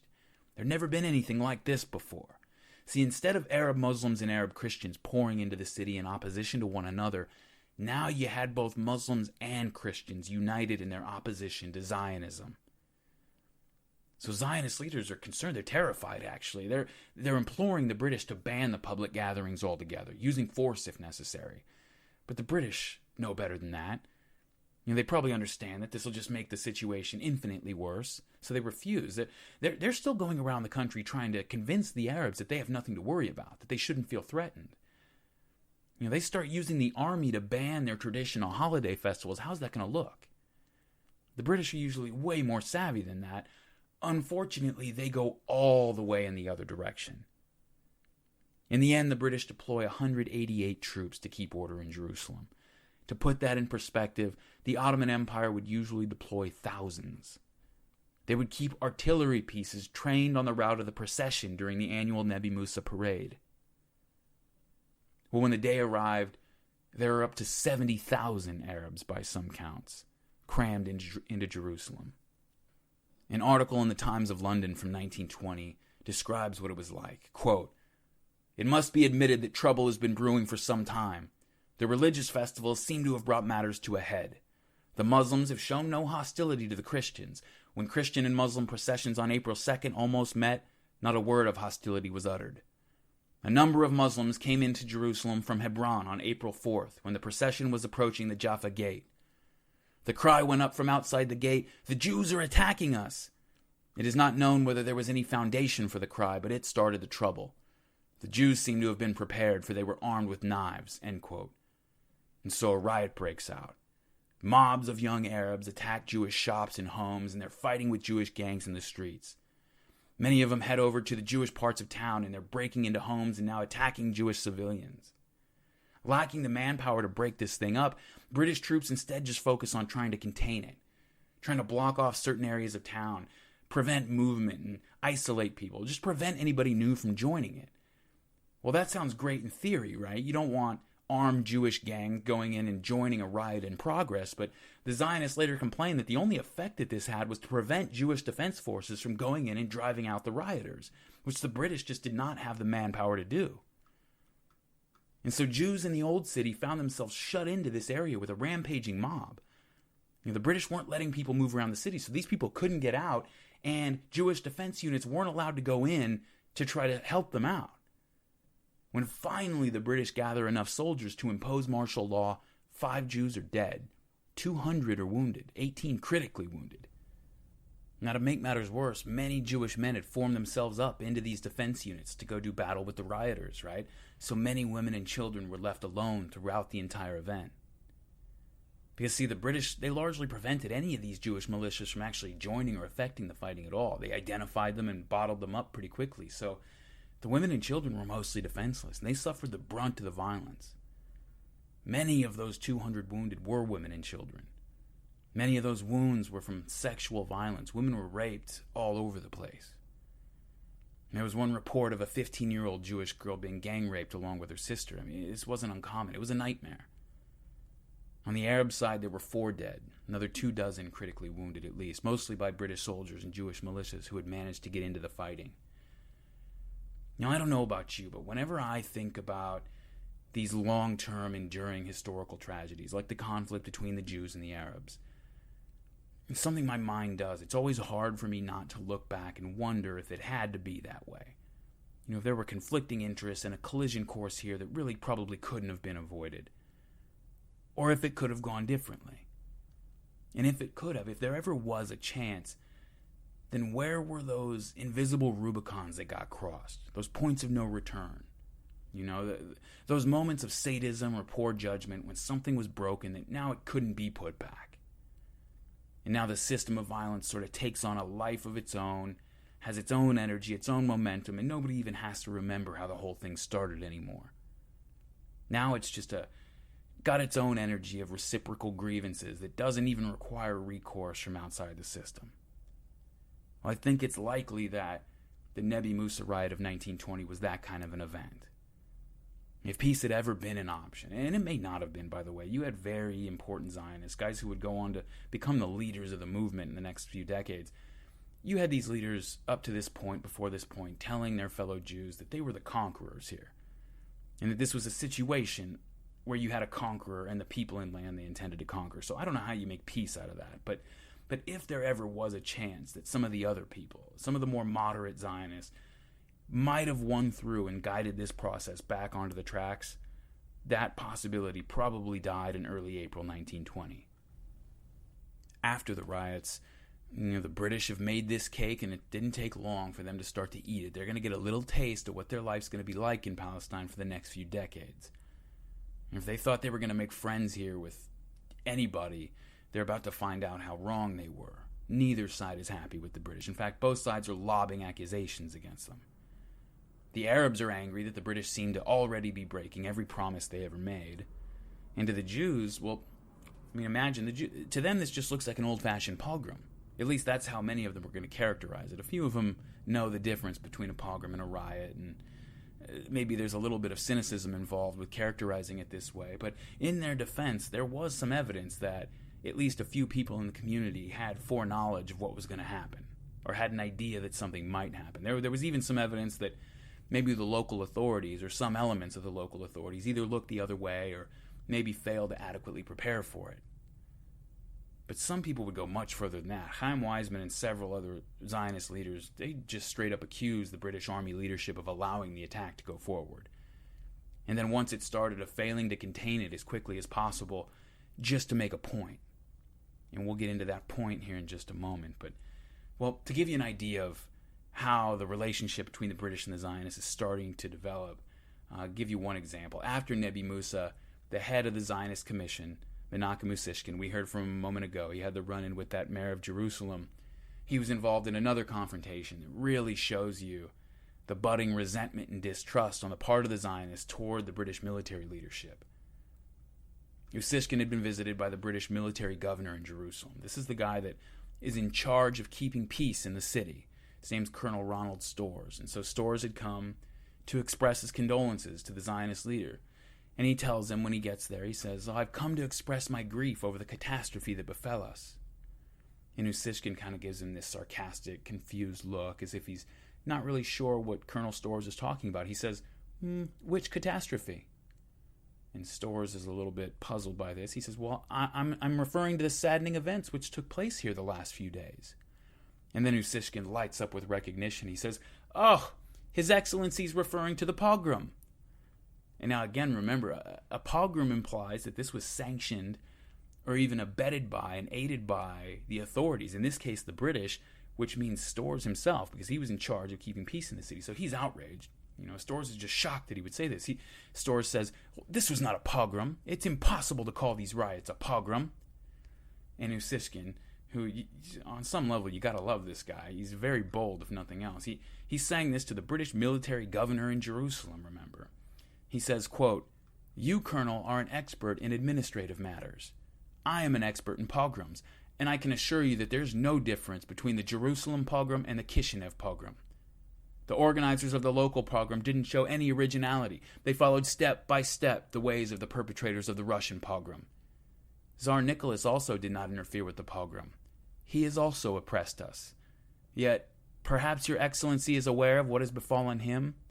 In his place sits Trotsky. All our enemies in the world and in the land of Israel will also meet such an end. End quote. So you got to give him credit for being bold if you give him nothing else. You cannot take that away from Usishkin. He's telling a British military commander, well, really the military commander in Jerusalem, that the British maybe ought to take note of what happened to Tsar Nicholas II in the Russian Empire after that regime failed to protect its Jewish population. And just to remind everyone, Tsar Nicholas was executed in a dirty cellar with his whole family down to the little children by a couple Jewish communists. So, Usishkin's got a mouth on him, and we shouldn't take his words as being representative of the whole Zionist position. But he is the highest-ranking Zionist in Palestine at this time, so it should give you an idea of how quickly and dramatically the relationship between his people and the British military has started to deteriorate. And while it would be a stretch to say that the feeling was mutual from the British side, the patience of the British military for the Zionist antics was starting to wear thin already. They saw the Nebbi Musa riots and the behavior of the Zionists in general very, very differently. Very differently from the politicians back in London, even.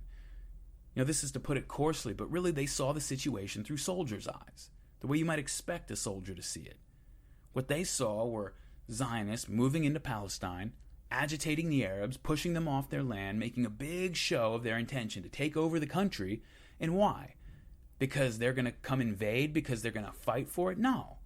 They're doing it because they think that their groveling, bought-off politicians back in London are going to make the British Army do their work for them.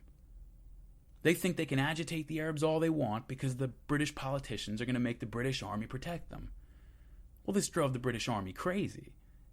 right? They had just spent 2 years relying on the Arabs, fighting alongside them, watching them risk their lives for their independence. Meanwhile, many of the Zionist leaders had spent most of the war supporting the Germans and the Ottoman Empire. And now that the war was over, they're just switching teams and streaming into Palestine, demanding that the British army do their dirty work for them. The Arabs had fought for their independence. The Zionists had bought it at cocktail parties with the British politicians. That's the way that a lot of the army leadership felt about it, and it pissed them off. After the riot, the British government sent a commission to investigate the causes of what happened. Its findings were far more ambivalent, I guess we could say, than the Zionists expected. The commission reported that the immediate cause of the disruption was, of course, the violent actions encouraged and engaged in by groups of Arabs at the festival. But it didn't stop at immediate causes. In fact, most of the report isn't taken up with those immediate causes. It also had a lot to say about the Zionists and about their behavior leading up to the incident. The report said that the immediate cause had, again, been the violent actions of these Arab gangs, but that, quote, the Zionist Commission and the official Zionists, by their impatience, indiscretion, and their attempts to force the hands of the administration, are largely responsible for the present crisis, end quote. Now, this is a huge accusation, and it drove the Zionists berserk, as you can imagine. But see, it's exactly what the military leadership had been going on about, what had been making them so angry. See, they believed that the Jews were being deliberately provocative, that they were being belligerent on purpose, thinking that if the Arabs could be incited to violence, that the British army, whatever they might have thought about what the Zionists were doing, at that point they would have no choice but to choose sides and crack down on the Arabs. The political leadership would make them do it. That was the Zionist calculation. Well, the army had called their bluff. Okay, the Zionists had been parading through the streets and performing military drills in Jerusalem and giving speeches about what they intended to do. But when the Arabs inevitably reacted to that, the British military was nowhere to be found. And not only was it not around to save the Zionists, they actually blocked and arrested armed Jewish militias who did try to save the Zionists. Now, of course, the military leadership explained this as a simple tactical miscalculation, nothing on purpose, but the Zionists did not buy that at all. In fact, the commission didn't really buy that either, at least not fully. They had plenty of criticism for the military's actions, beyond just, mistakes were made. Now, the British commission, though, it was experiencing this same cognitive dissonance that the American commission had the previous year. Before they arrived in Palestine, they expected to find something completely different from what they did find. As far as they had been told by British Zionists like Chaim Weizmann, the Zionists were just looking to be good neighbors. They were looking for a place to live, a society to participate in, nothing more. But when they interviewed actual Zionists living in Palestine, that's not what they found.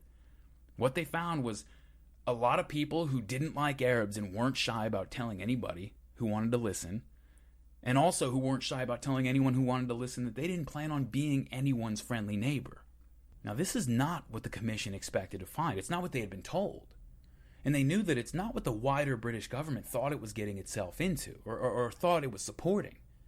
So it generates a report to detail its findings and deliver them to the cabinet, but before it can make its way up there, the report is squashed. It never sees the light of day. Just as the American report had been suppressed a year earlier, this British report on the Nebbi Musa riots is marked secret, put on the shelf, and never released to the wider British government. This is the second time in a very short period of time after the First World War that a major commission has investigated this situation, been shocked by what they found, and for one reason or another fails to get that information to the British government in a way that might actually affect their policy and allow the British government to make an informed decision about what it's doing. This is a pattern that's going to repeat itself one way or another for the next 2 decades. Military and civilian administrators on the ground in Palestine are going to try again and again and again to alert the British government that things are not going as planned. And that whatever information the British government has, the orders they're passing down don't make any sense, that they're making things worse. But for the next 2 decades, the Zionists and their allies in the British government are going to continue to place themselves in those critical nodes in the information flow that allow them to curate and filter the information before it reaches the British political leadership, in order to create a narrative that suits their goals, that downplays the resistance and makes it seem as if the British government is maybe not getting itself into something as troublesome as they really are. And as a result, the British government's going to continue to just march forward blindly in pursuit of this contradictory policy, never really understanding until it's too late that the goals of the Zionists and the rights of the Arabs cannot coexist when the goal of the Zionists is to eliminate the Arabs' political rights altogether. But as much as the Nebbi Musa riots were an outrage and a tragedy for the Jews in Palestine, Zionist leaders also knew that it was an opportunity. This was their moment. The French had been waiting for an excuse to just take the gloves off and really knuckle down on Faisal and the Syrians, and so the Zionists make sure that they have one. They spread word around Europe that innocent Jews are suffering pogroms in Jerusalem of all places, and this gives the French the international political cover that they need.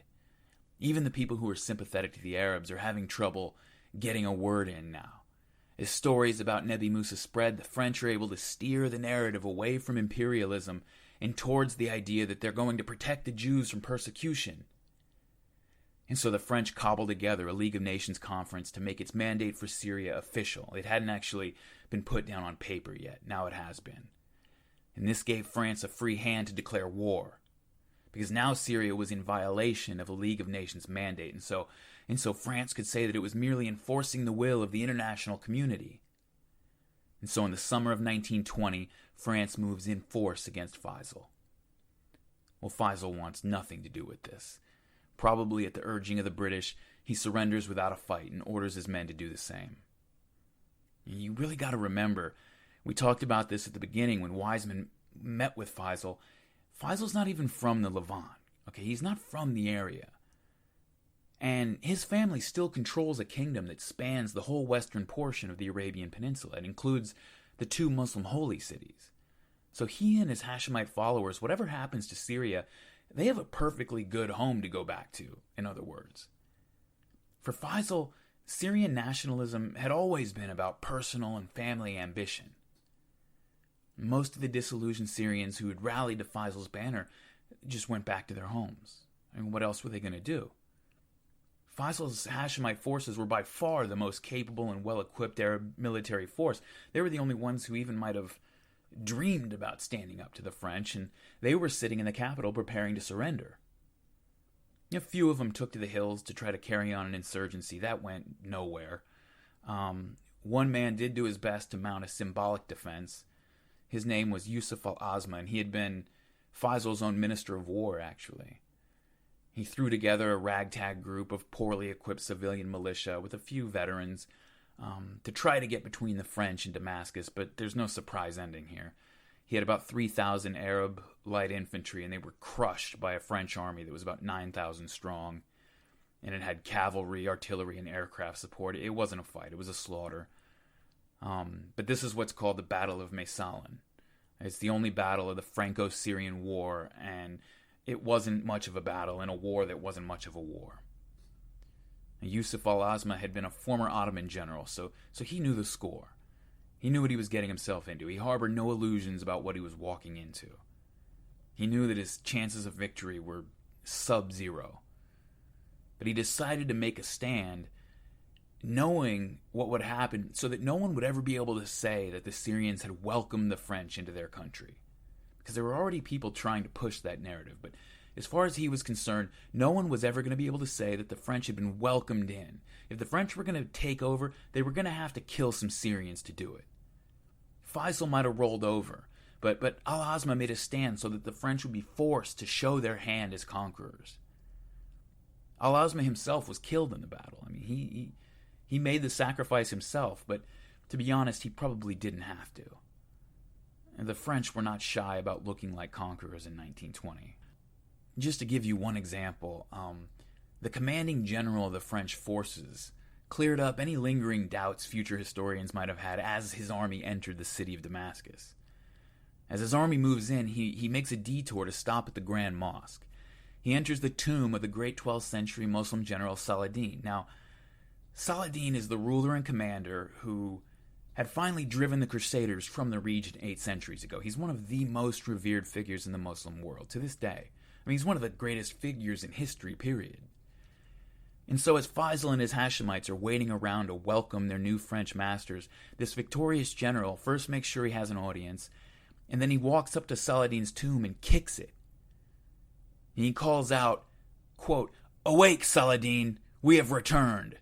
My presence here consecrates the victory of the cross over the crescent," end quote. So you can't get much clearer than that. The destruction of the short-lived Arab kingdom of Syria by the French threw any hopes for Arab national independence in the Levant into a blender. Up until this point, Arab nationalism in the region had been focused on this larger Syrian kingdom, and all their efforts had been dedicated to rallying support for a national identity on that basis. Palestinian Arab leaders had been selling their people on this idea of committing their loyalty to that larger state. Well, that idea had just been strangled in the crib, and there was no recovery. And there's nothing left to even fight back against, since Faisal had just given up and left. So the Arabs in Palestine who were still interested in building a national state, they were starting all over again from scratch. With Syria out of the picture, Palestine's now isolated under the British mandate, and this is the point where the focus shifts to emphasize a specifically Palestinian national identity. From here on out, we're done talking about Syria. The Palestinian Arab leaders now realize that they're on their own. And they know that a bunch of divided tribes will never be able to stand up to the British or to the Zionists who are now flooding into their country. Only a nation can do that. Their future will hinge on whether they can make that leap that we mentioned at the beginning and awaken a unified national Palestinian identity before it's too late. But they've got an uphill battle. When the French and British had carved up the Middle East, they broke up all the national projects that the Arabs had been pouring their efforts into. Convincing the tribal leaders to give up their autonomy, to subordinate their traditional tribal identities to this national project, that had been a huge step. It had taken a huge leap of faith from all the people involved. And yet this people who were traumatized by war and oppression, disease and starvation, they'd allowed themselves to get excited about it, to get excited about this nation. During the war, Syrian nationalists had been tortured and executed by Jamal Pasha. They'd been killed in battle fighting for this independent country. And then right at the moment when they thought they had achieved their goal, they'd been sold out by their allies and by the very leader in whom they had placed their faith. So the Arabs now are playing catch-up. They're starting from scratch with a disillusioned people who have already been fooled once. And two other factors are making the nationalist job even more complicated. First, the literacy rate of Palestinian Arabs is maybe 10% in 1920. Second, a majority of the population is spread out over the countryside in farms and villages. Now, those may not seem like such a big deal, but if you're a nationalist, these are huge obstacles for you to overcome. See, generally speaking, nationalism, it's historically been a phenomenon that arises in literate urban societies. The tools of the nationalist are the pamphlet and the flyer, the protest placard. The soil that a nationalist grows in is a dense urban population where ideas spread very quickly from person to person. The fluid and unstable masses that you find in cities, these people are unburdened usually by old loyalties to blood and place. And it's usually a pretty simple thing for a skilled operator to get a young man with no family living in a modern city to adopt an identity that might include some strangers he's never met. It's pretty easy, actually. I mean, let's think about who this man is, what his life is like. Most likely he's a wage laborer of one kind or another. He spends the majority of his time and energy working for someone else, exchanging his hours for a paycheck. He's probably got a 1-year lease on his apartment, maybe, and it probably means nothing to him to move to another city or even to another part of the country. His current crop of friends he probably met sometime in the last few years, and his old friends and his parents and his extended family, he sees them once or twice a year, maybe on holidays. He has no inherited traditions. In fact, the cosmopolitan city dweller usually develops a sort of contempt for inherited traditions, for anything old-fashioned. The age of the urban bourgeois and the industrial city, that was also the age of ideology. That's not some historical coincidence. The uprooted masses that unsteadily cohere in our great cities, they're a feeding frenzy for anybody with a bit of charisma, with a bolt-on identity to sell. But now think of the people out in the country. It's a much tougher sell out in the provinces. To begin with, a man out there is probably farming or grazing on a piece of land that has taken his family generations to build up. There are memories attached to the stones and trees, and he probably lives geographically very near a large extended family whom he wouldn't even consider leaving. His large family is nested in a larger clan and then a larger tribal structure on top of that, and there's a long history of alliances and feuds and victories and defeats and betrayals with all the other groups. His tribe will have traditions that have been passed down faithfully from his grandfather's grandfather, probably taught to him next to the same fire in the same house on the same piece of land. And this is a much larger issue that, well, I'll try not to let myself get too sidetracked by it, but I want to explore it for a moment. Earlier in the episode, I mentioned the economic difficulties that some of the Mediterranean countries of Europe have had recently.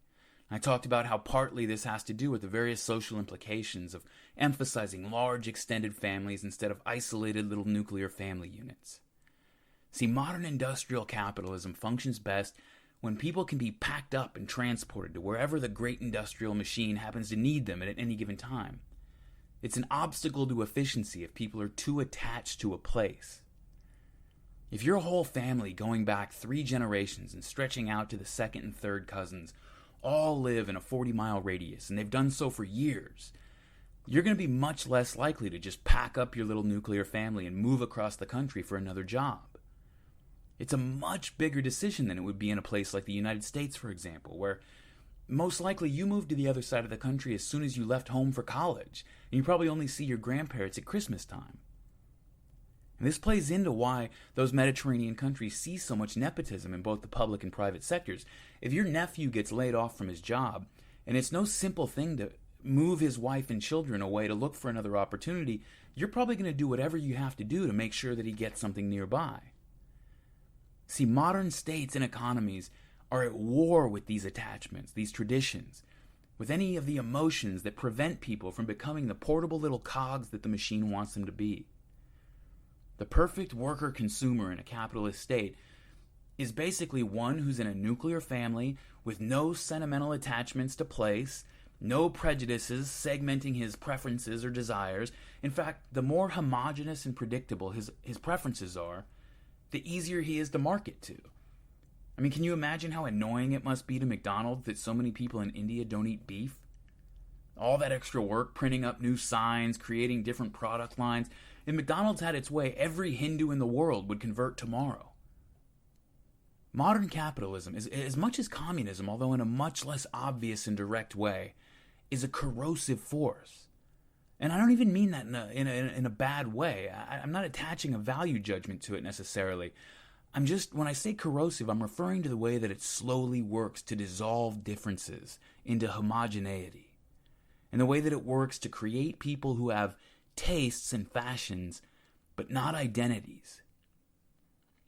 You know, to many people in the developed urban world today, the very simple question, who are you, can provoke a lot of anxious sputtering.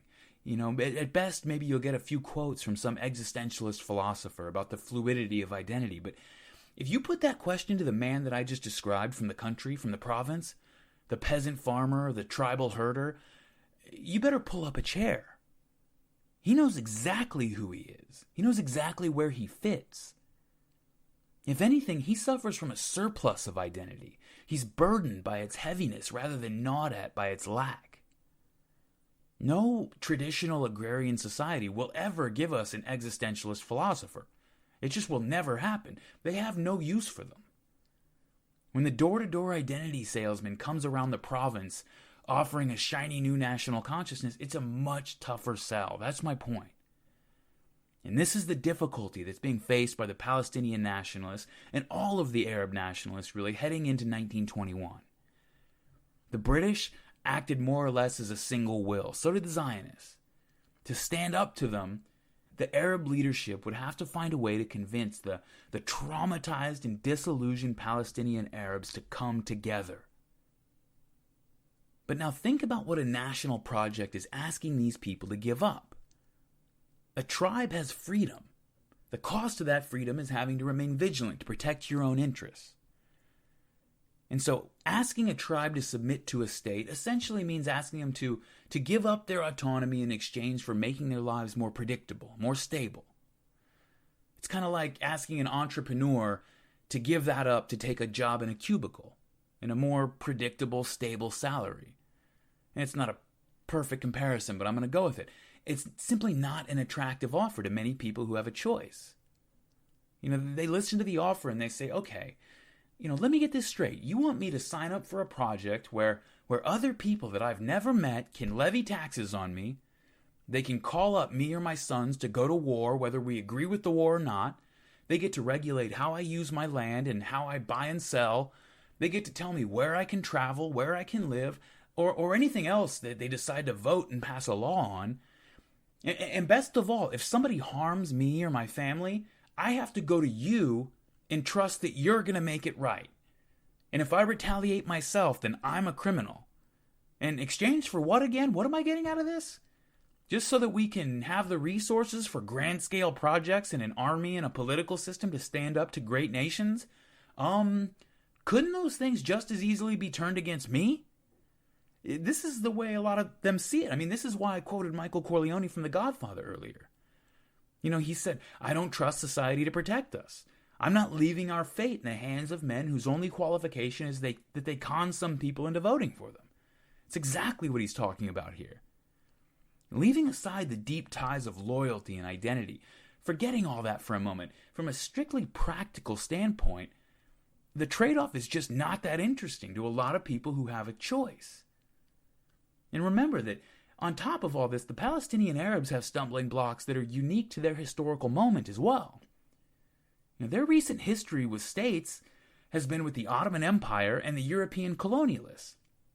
So their impression of what states are and how they relate to their people, it's been formed by recent experiences that were suboptimal, we'll say.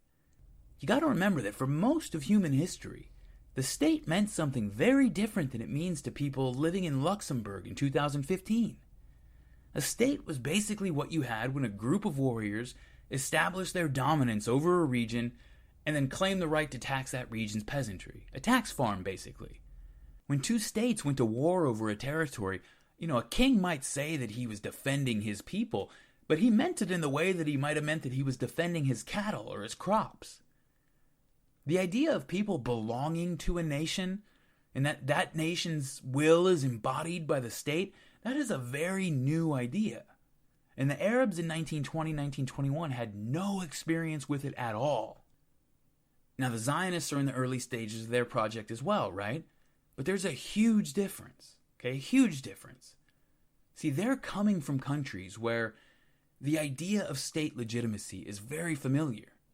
They've got very recent experience with how this all works. And that is just, you can't overstate it. It's hugely important.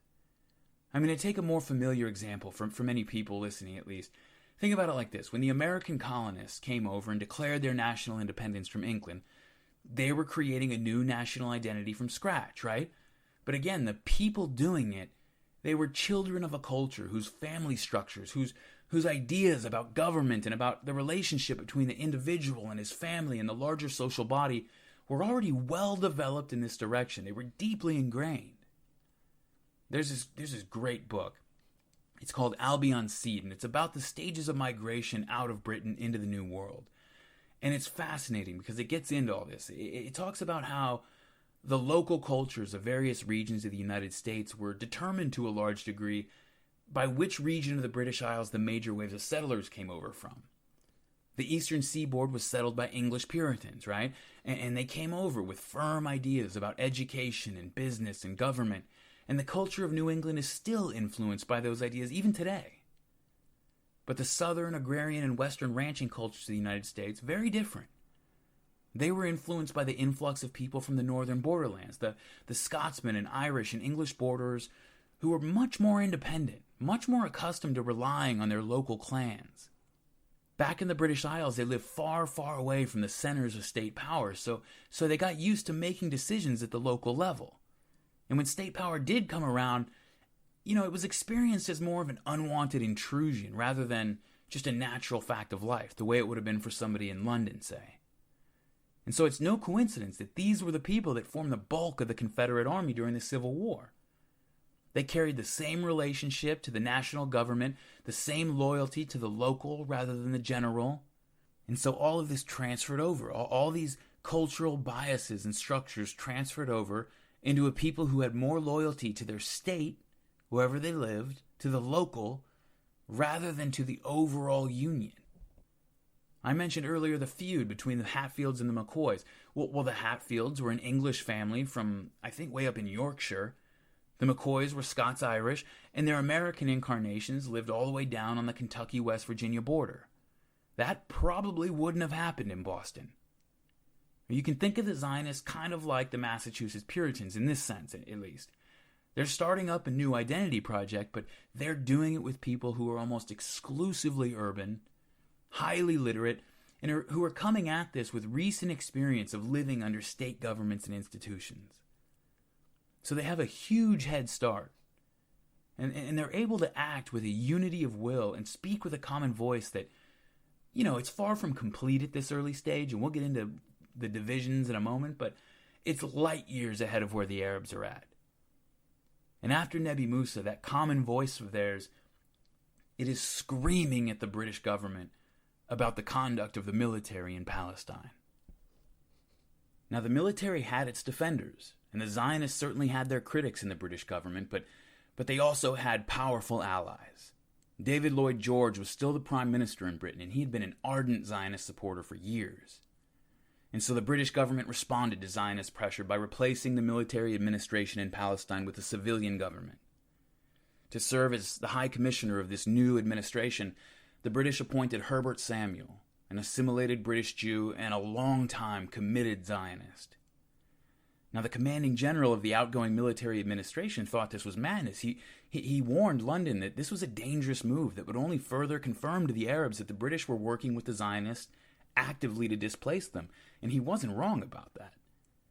The Arab response to the appointment of a Zionist as the High Commissioner in Palestine was basically what you would expect it to be.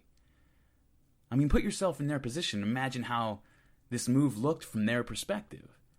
At every turn, the British seemed to say one thing and then do another. They would speak in soft and reassuring tones to convince the Arabs that they really had their best interests at heart and were still with you, but then they would just drop another surprise on them.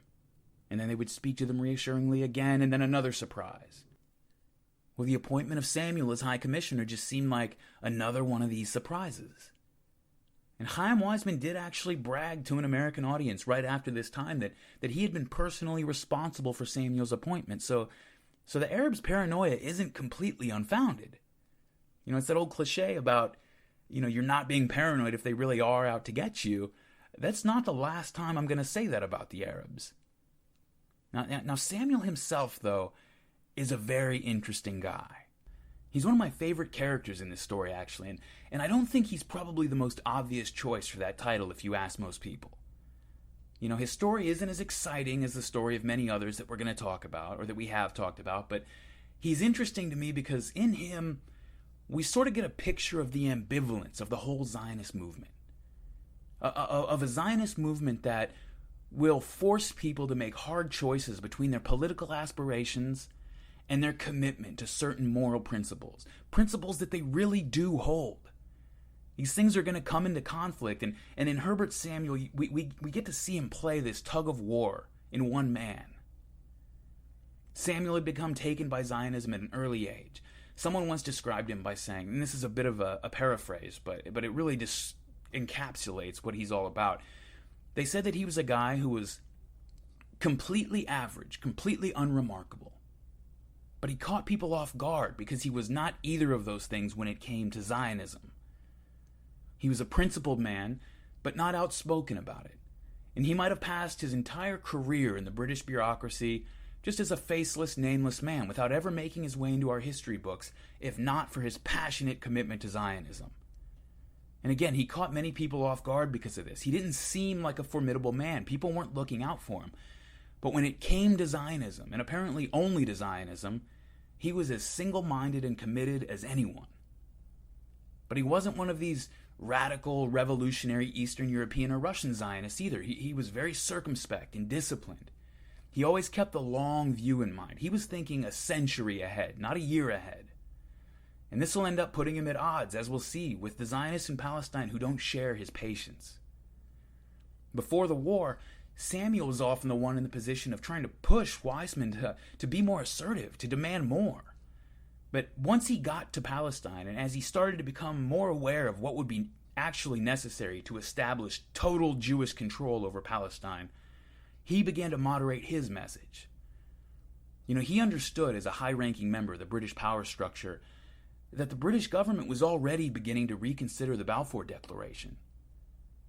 After Nebbi Musa, the British military had become more convinced than ever that the Balfour policy was bad for Britain, just bad altogether for Britain, and some people in the British government were beginning to listen to what they had to say. One British military officer had written back to the Foreign Office, for example. He wrote, quote, "The antagonism to Zionism of the majority of the population is deeply rooted, and it is fast leading to hatred of the British. And it will result, if the Zionist program is forced upon them, in an outbreak of very serious character, necessitating the employment of a much larger number of troops than is at present located in the country." End quote. The British hadn't built the greatest empire in the world by being sentimental. And many people were already questioning the wisdom of alienating the Arab world over this minor issue, which is how a lot of people saw Zionism at this time. Most people, in fact. Back in the first episode, I quoted Chaim Weizmann saying that there was no such thing as a British, German, Russian, or American Jew. Only Jews who happened to be living in those countries, right? Remember that? Well, Herbert Samuel did not agree with that at all. Okay, he was committed to Britain. He loved Britain. He was committed to doing his job as a British subject and as a British official. He was committed to looking after Britain's interests in his capacity as High Commissioner. And this is something that some of his fellow Zionists who did agree with Weizmann's statement saw as just basically as betraying his own, as treachery. As far as they were concerned, he had no obligation at all to the British Empire. Those are not his people. We're your people. But even besides his loyalty to Britain, again, Samuel he's very circumspect. He has the long view in mind. He understood that the Zionists needed the British Empire. And so once he arrives in Palestine, he immediately sets to work trying to do some damage control. Trying to upgrade their image a little bit. But there are Zionists in Palestine who are going to make this very difficult. When he took office as High Commissioner, what he found were Zionists celebrating that one of their own was finally in charge and we got this now. They were expecting him to just come in and run roughshod over the Arabs. Like it's the 1860s and you're the British colonial empire, doing it old school style. A few of the rising Zionist leaders were already starting to call for the Arabs to be forcibly transferred out of Palestine at some point in the future. Remember, the Zionists are about 10-12% of the population right now. They're already starting to call for this. Some of them are. So Samuel would find himself conflicted as High Commissioner. Again, there's that ambivalence, not only in his loyalties to Britain and to Zionism, but also because he was a man of liberal principles who would find himself under immense pressure to ignore those principles when it came to the Arabs and to Zionism. And again, it's fascinating because in Samuel we get to see this ambivalence work itself out. Before he arrived, Samuel said in response to those people who were calling for forcible expulsion of the Arabs, he said, quote, "Any movement of that kind must be absolutely voluntary and conducted without any form of pressure. There will be the most equitable and sympathetic treatment of the Arab populations of that country. If we were to go to Palestine to oppress other people, it would be an unspeakable disgrace." End quote. And later, after he had spent some time in the country, he wrote, quote, "Some thought that a national home for the Jews must mean subordination, possibly spoliation of the Arabs. I did not share that view. If I had, it would have been impossible for me to accept the office of High Commissioner. All my life a convinced liberal, for 10 years a minister in a liberal government, steeped in British principles of administration, I was the last man to take a hand in any policy of oppression." End quote. Now, just hold on for a minute, because I can hear you out there, okay? Don't be too cynical, all right? I would never tell you how to feel about somebody. This is entirely up to you. But for me, of all the people in this story, Samuel is actually a guy that I believe when he says that. Yeah, I really do. As far as I can tell, he does mean what he says in that quote. Now, but at the same time, those words don't necessarily mean exactly the same thing they might mean to you or me in 2015 either. I do believe that he meant what he said, but today we're working with completely different assumptions about liberalism, about things like what constitutes oppression. As he said, he was steeped in British principles of administration, and now he meant that in a fully positive light, in the most progressive way possible in 1920. But in 1920, those principles had what most of us today would consider a dark side, I guess. There's a technique to administering a colonial government among a foreign people who don't necessarily want you there. And the British wrote the book on it. And so as the civilian administration under Samuel settles in, they start doing what the British did better than anybody, in history probably. Just getting a feel for the divisions and rivalries, learning everything they can about who's allied to whom and which tribes don't like each other, who can be bought and who can't, who's nursing old grievances that they can take advantage of. And on the other side, Samuel immediately makes a point of touring Arab villages all over the countryside and going to different towns and speaking to leaders in local groups and listening to their concerns. He's trying to change the image, both of the British and the Zionists here. And he's making some headway, actually. See, Samuel understood the deep underlying truth about a nation being an entity that is united by a common enemy. That's something that Theodore Herzl, the father of political Zionism, had said. We'll get into that more in a moment, but Samuel understood it on some deep level. And the British Empire as a whole understood it on some level. The whole strategy of the British Empire with regard to its colonies was to deprive them of this common enemy. You just don't give them that. Don't give them that uniting factor. The strategy is to slide into the spaces between, exploiting divisions to make sure that the only enemies the Arabs saw when they looked around were their traditional enemies, other Arabs, other tribes. And make sure that they don't perceive the British as a threat to their little tribe, and especially not as a common threat. And if you can get all the little tribes to see the British as a possible ally that they can use to get over on their local traditional enemies, even better. That's the best thing possible. And the British were brilliant at it. Well, the two most powerful families in Palestine were the Nashashibi clan and the Husseini clan. They were both based in Jerusalem. And these two families hated each other's guts, okay? They had for years. They hated each other. And when they weren't fighting directly, with violence, they were competing with each other for honor and reputation and influence in the country. Everybody in Palestine, every Arab at least in Palestine, if they weren't directly beholden to one of these families or enemies with one of these families, they at least had a very strong opinion on the Husseini-Nashashibi rivalry. Okay, everyone did. Well, this just makes things easy for the British. When they get in there and they see the Husseini-Nashashibi hatred, they're just licking their chops. This makes things very simple for them, and they set right to work. So you remember the mayor of Jerusalem earlier, the one that had the confrontation with the head of the Zionist Commission, Menachem Usishkin? He was a member of the Husseini clan. Well, he had also been the mayor when the Nebbi Musa riots broke out. And so at the urging of the Zionists, the British pulled him out. They took him out of office and replaced him with a member of the Nashashibi clan, his most hated enemy. I'll let you use your imagination for how this went over with the Husseinis. See, colonial empires, by the way, they used to love this trick. Everywhere you look, it doesn't matter, not just the British, everybody, they all used it. They love this trick. It's very simple. You go into a territory, you find whoever is out of power at the time and not happy about it, and then you take them and put them in charge. Now, they won't have the legitimacy to lead the population because everyone's going to see them as your stooge. So they kind of become dependent on you to maintain their position. Often after you put them in power, they use the opportunity to start taking revenge for anything that happened to them when they were out of power. And the Nashashibis definitely started trying to do that. Well, this only increases the animosity towards them and makes them even more dependent on your support, which makes them look even more like your stooge, which isolates them even more from the population, which makes them more dependent on you. See how this works?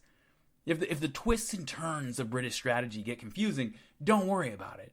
The whole point was to tie up a society in so many confusing knots that it spends all its energy struggling against itself.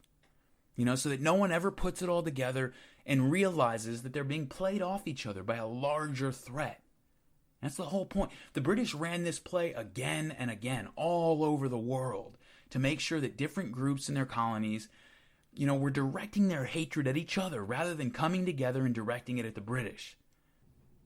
It works like a charm if you know what you're doing, okay? And the British sure as hell knew what they were doing. They were the best. They were the best. There's no other way to put it, and second place is not close. Their intuitive understanding of how power and identity were linked was just light years beyond any of the other colonial empires of the day. It's light years beyond where American counterinsurgency experts are today, and we study the British in our war colleges. Okay?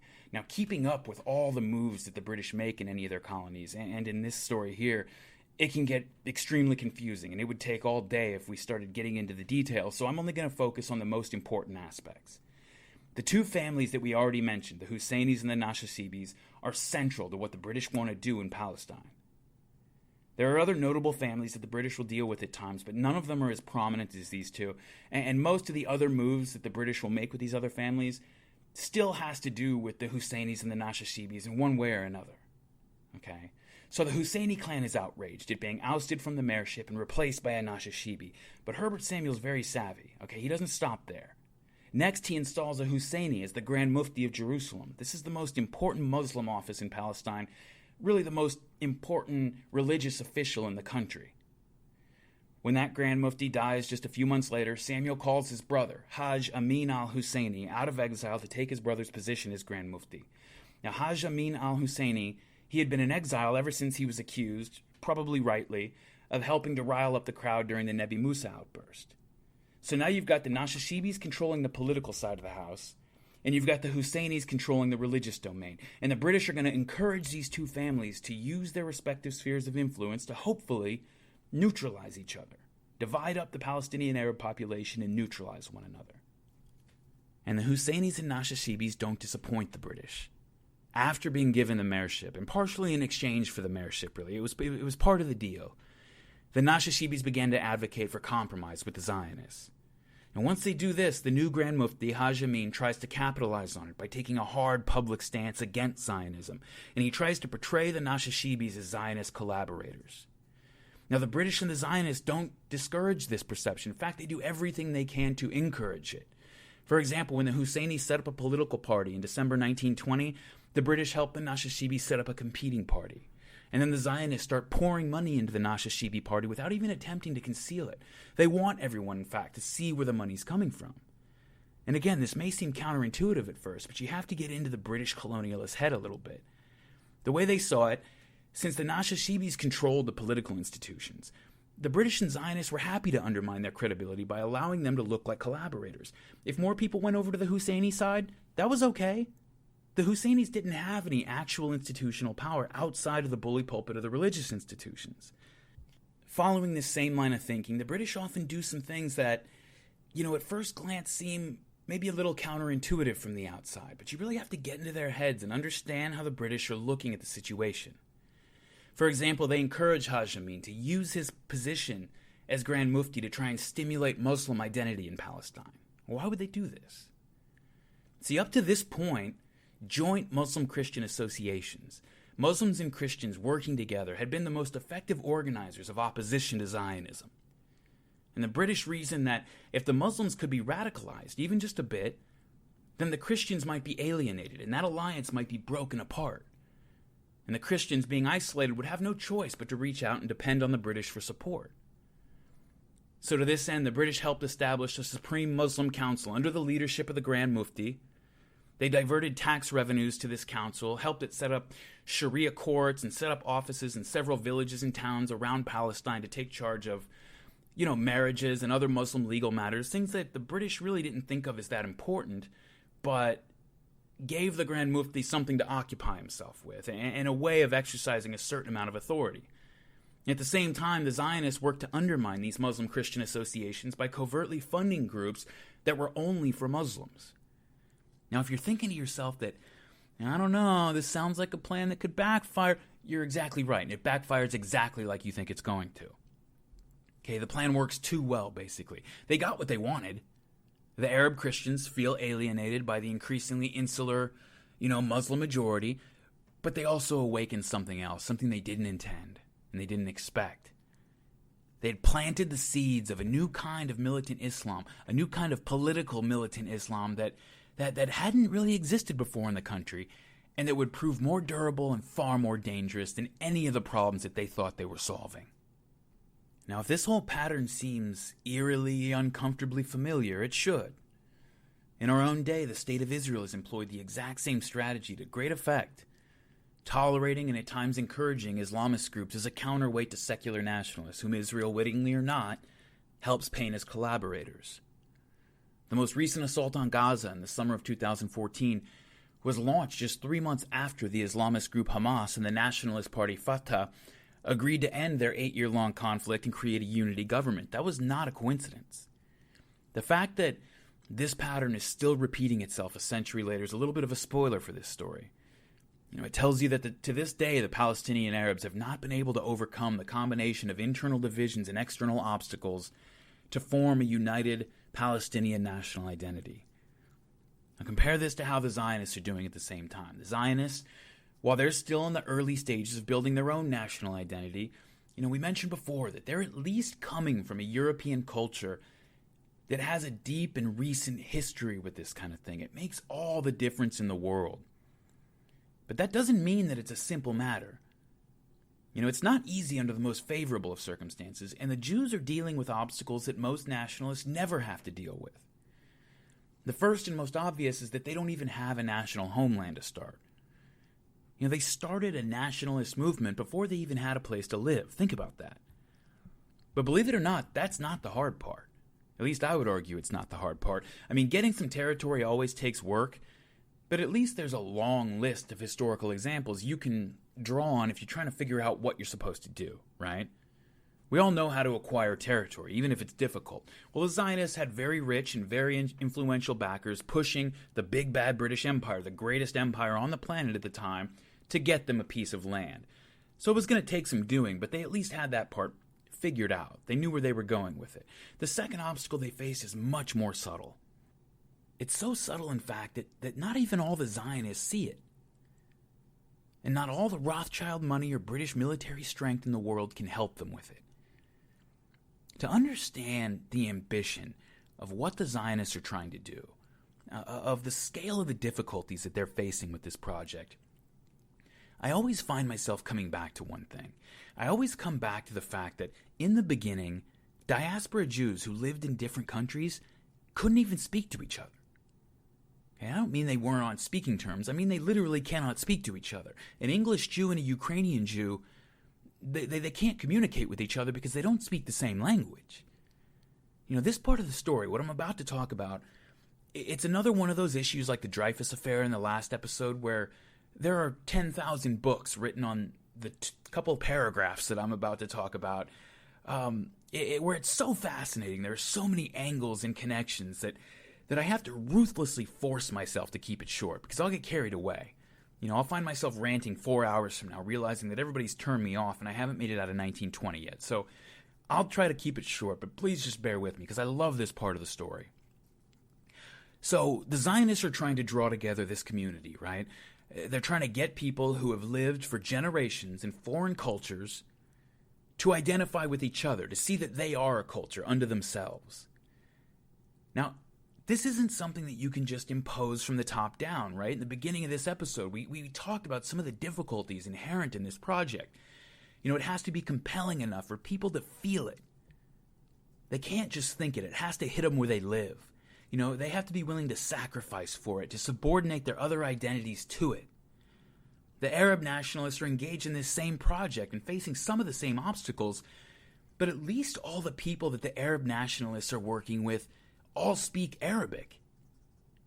Enough of the Hebrew language had been preserved to allow rabbis to recite memorized passages from the Torah, but no one spoke it. Jews spoke the languages of the countries that they'd settled in. Hebrew was just a sacred language used in religious rituals, sort of like Latin is today in the Catholic Church. Well, except that, at least with Latin, enough of it's been preserved that you could speak it if you wanted to. You couldn't do that with Hebrew. Only the memorized syllables of the sacred passages had been preserved, without any memory of the syntax or the linguistic structures which underlay the language and related the parts to the whole. Now, all this wasn't particularly interesting to Theodor Herzl and the original political Zionists. They just weren't that interested in it. I said that it was so subtle that many Zionists didn't see it. The political Zionists didn't see the importance of it. Now, they weren't against it, but their concern was finding a place to call their own to get the Jews out of Europe. That was the more immediate concern. That's what the political Zionists were focused on. But there were others, coming from slightly different places relative to one another, but who were of one mind and being more interested in reviving Jewish culture than in just drawing borders around a piece of land and calling it Jewish. Now, most of them still favored the creation of a Jewish political state eventually, but they were focused on the role that it might play as a spiritual center of the Jewish people around the world. The leader is sort of the guiding light of this brand of Zionism, Asher Ginsburg. He's better known by his pseudonym, Ahad Ham. Now, Ham, he didn't even wish to see the diaspora Jews migrate to Palestine, not all of them at least. He felt that the Jewish people had been a moral and ethical beacon in the world, that they should remain out in the world, that they might be able to reclaim that position as a moral and ethical beacon if the Jewish people, wherever they lived in their various countries, were able to look to Jerusalem again. Sort of the way that Muslims look to Mecca, that this might spark a Jewish revival by being a center of scholarship and pilgrimage. He wanted to rebuild the Jewish presence in Palestine less to be a political home for ethnic Jews than to be a spiritual home for Jews around the world. So these cultural Zionists, they saw nationalism as a sort of back door, to reconnect Jews to their Jewish heritage, to Judaism and Jewish history. Of the same mind was another Russian and a friend of Ahad Ham's, a man named Eliezer Ben Yehuda, and that's who I want to talk about right now.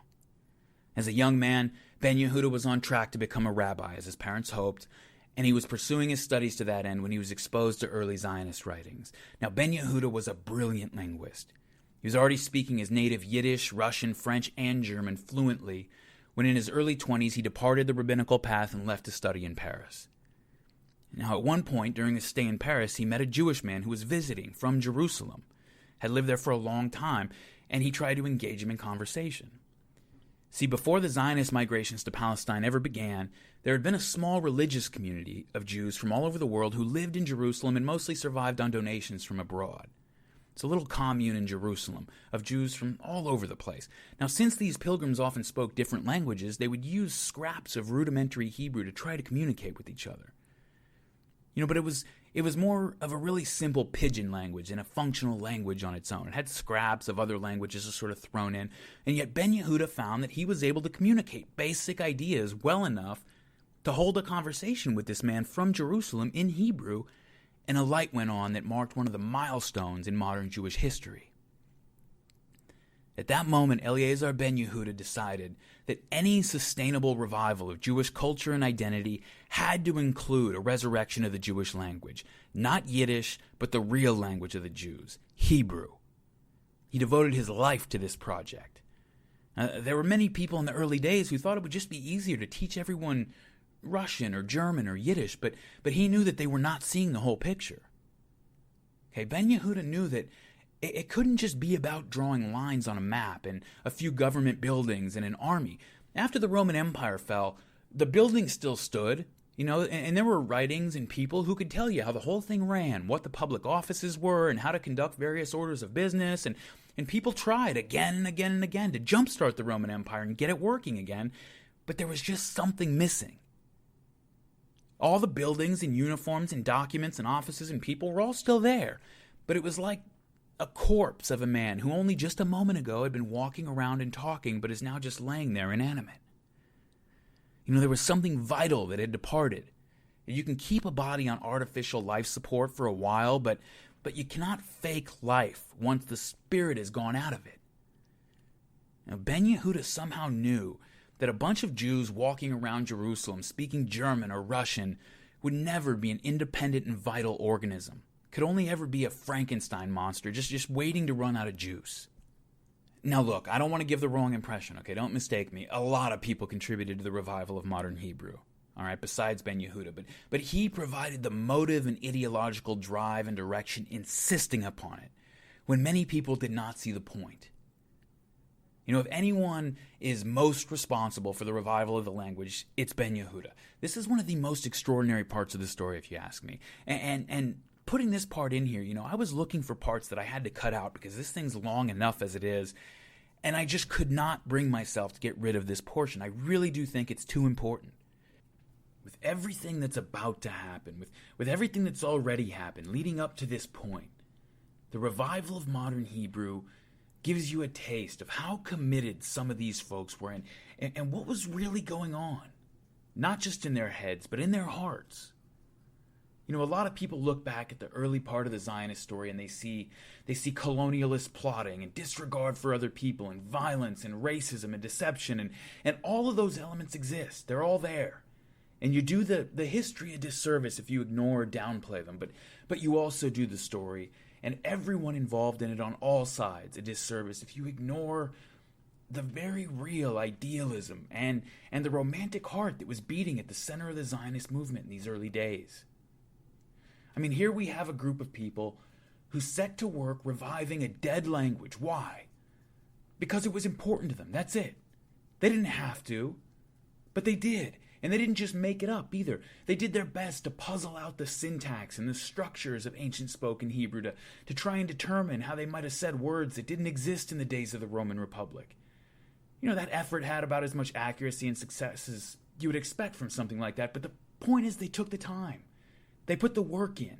They didn't have to, but they did. And now a language that had literally 0 native speakers left in the world. 0.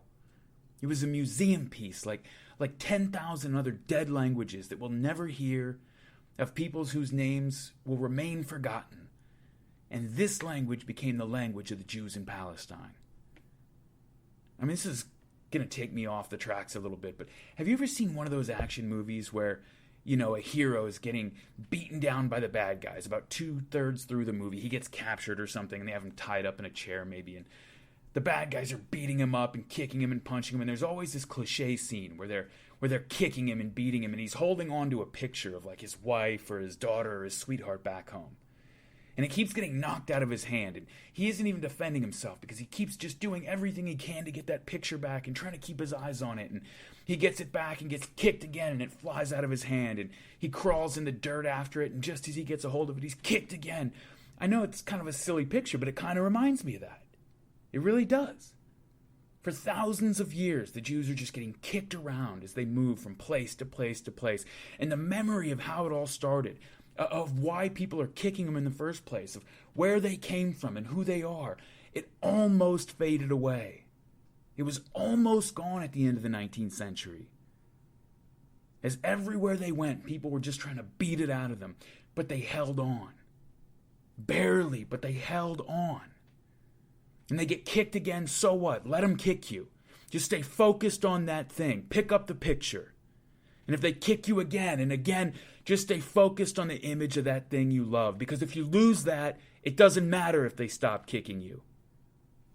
This is the only example in history of a language dying out, gone, to the point of having no one left in the world who spoke it, and then being reconstructed and revived so that today millions of people speak it as their first language.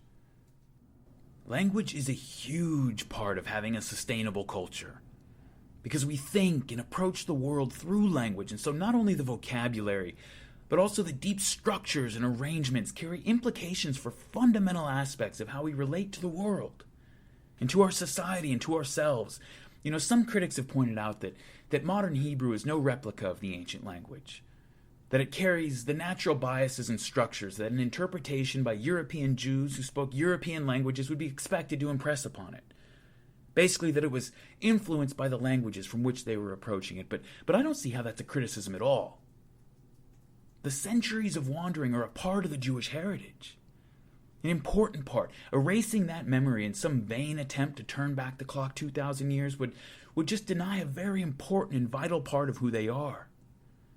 If the language we speak shapes how we perceive ourselves and construct reality, then you could say that the mind of the modern Hebrew-speaking Jewish person is built out of the materials picked up through his people's years of wandering. Today's Hebrew speakers carry the cultural memory of the prophets and the rabbis, yes, but also of the diaspora in their language. And that language creates the internal structures of the Hebrew speaker's consciousness. Now this is cultural Zionism.